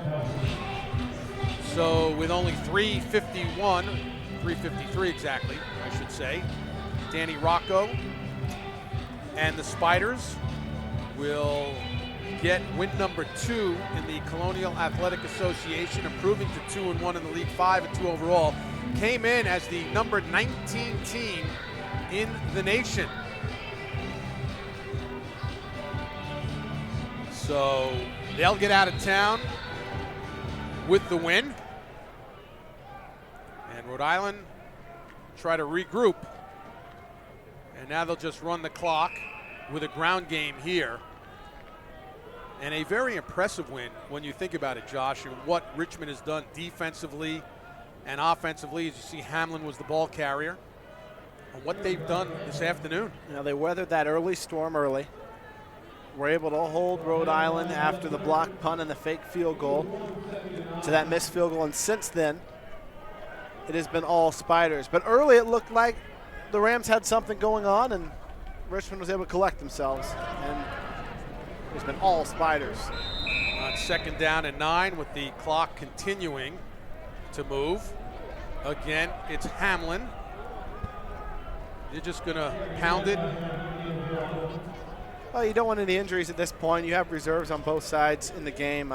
We saw James Capperell in a lopsided game, making his first start, struggling, coming back in the game, looking what we expect to be a potential concussion as they still look at him on the sidelines. Those are things you don't want to see happen late in a ball game. And I think both these clubs are ready to keep that clock grinding and move on to another tough week in CAA football. Down in the final 2:40. Porter Abel over the 20. Clock will stop momentarily just to move the chains for a first down. But by default or injury to Michael Strauss, they've found another wrinkle in an already potent and versatile offense in Porter Abel. This is a guy they bring back in today to serve as a backup role. The Wildcat, he's already thrown for a touchdown. He's rushed now for over 50 yards, averaging about 10 yards per carry. Just add another piece, another weapon for the Spiders offense they find today. Which Elon is going to have to try to figure out next week. Richmond will travel to Elon for another CAA game, as once again, Porter Abel just holding on to it and running it, and another Rhode Island player is down. Watch fullback TJ Moon on this. This guy's been working all day. He blocks about 4 guys. I'll chip you here, give you a stiff arm, get you one here, I'll cut you down. I mean, that's your lead blocker being a lead blocker. TJ Moon, one heck of a fullback for the Spiders, does the dirty work for this potent rushing offense they have. So when you're sitting in meetings and that play comes up, what do the coaches do? Do they actually get up and applaud? Rewind. And show everybody this is how it's done? This is how it's done. That's an effort play. That's an attitude play. That's a physical football play, and that's what you want out of a fullback. There is a man down still here getting up from Rhode Island. Number 42, Greg Dutray, a defensive tackle from Johnston, Rhode Island. He is a redshirt junior. So Jim Fleming, because of injuries and what have you, have played so many people, young people, freshmen and sophomore. They've moved people in, they've shifted people because of injuries. Again, if you're just tuning in, Jim Fleming, 65 different players have appeared in a game this year for Rhode Island. Jim Fleming's been in the game for a long time. 29 years. He's never seen a year like this in all of his life of coaching football. 29 years at the D1 level, mind you. 156 and counting. Abel holds on that 2nd down. Abel takes a little bit of a hit there. He is a wide receiver, getting a little confident, tries to lower his shoulder, and took a little bit of a pop there running in between the tackles. Couple of more snaps, and this one will be in the books. for the Richmond Spiders. Rhode Island has to regroup. They'll be home next Saturday, a noon start against the Black Bears from Maine. So Rhode Island goes home from Maine. Richmond goes on the road to Elon in more Colonial Athletic Association football. Down to the now final 60 seconds on homecoming here in Richmond, Virginia. I think Richmond has made quite the statement. In the Colonial, I guess they're starting to separate right now, Josh, with Villanova, New Hampshire, and now Richmond. Yeah, heading in this week, you had 4 ranked teams, 2 receiving votes. Right now, New Hampshire and Nova seem to be the top of that league. James Madison and Delaware receiving votes, and then schools that need to show a little something down this final stretch are Richmond and William and Mary, both in the top 20, but both with 2 losses. Fair catch by Robbie Jackson with only 28 seconds remain. So perhaps the final play from the Rhode Island Rams in this game on the road at Richmond. Be a tough plane ride back for the coaching staff and players of Rhode Island. Colt Peavy back in for the final play, maybe 2 at most.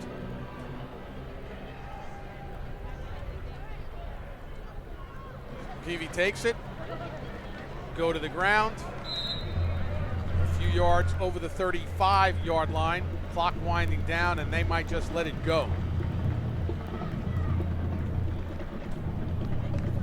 Looking for the play to come in from the sideline, down to the final 10.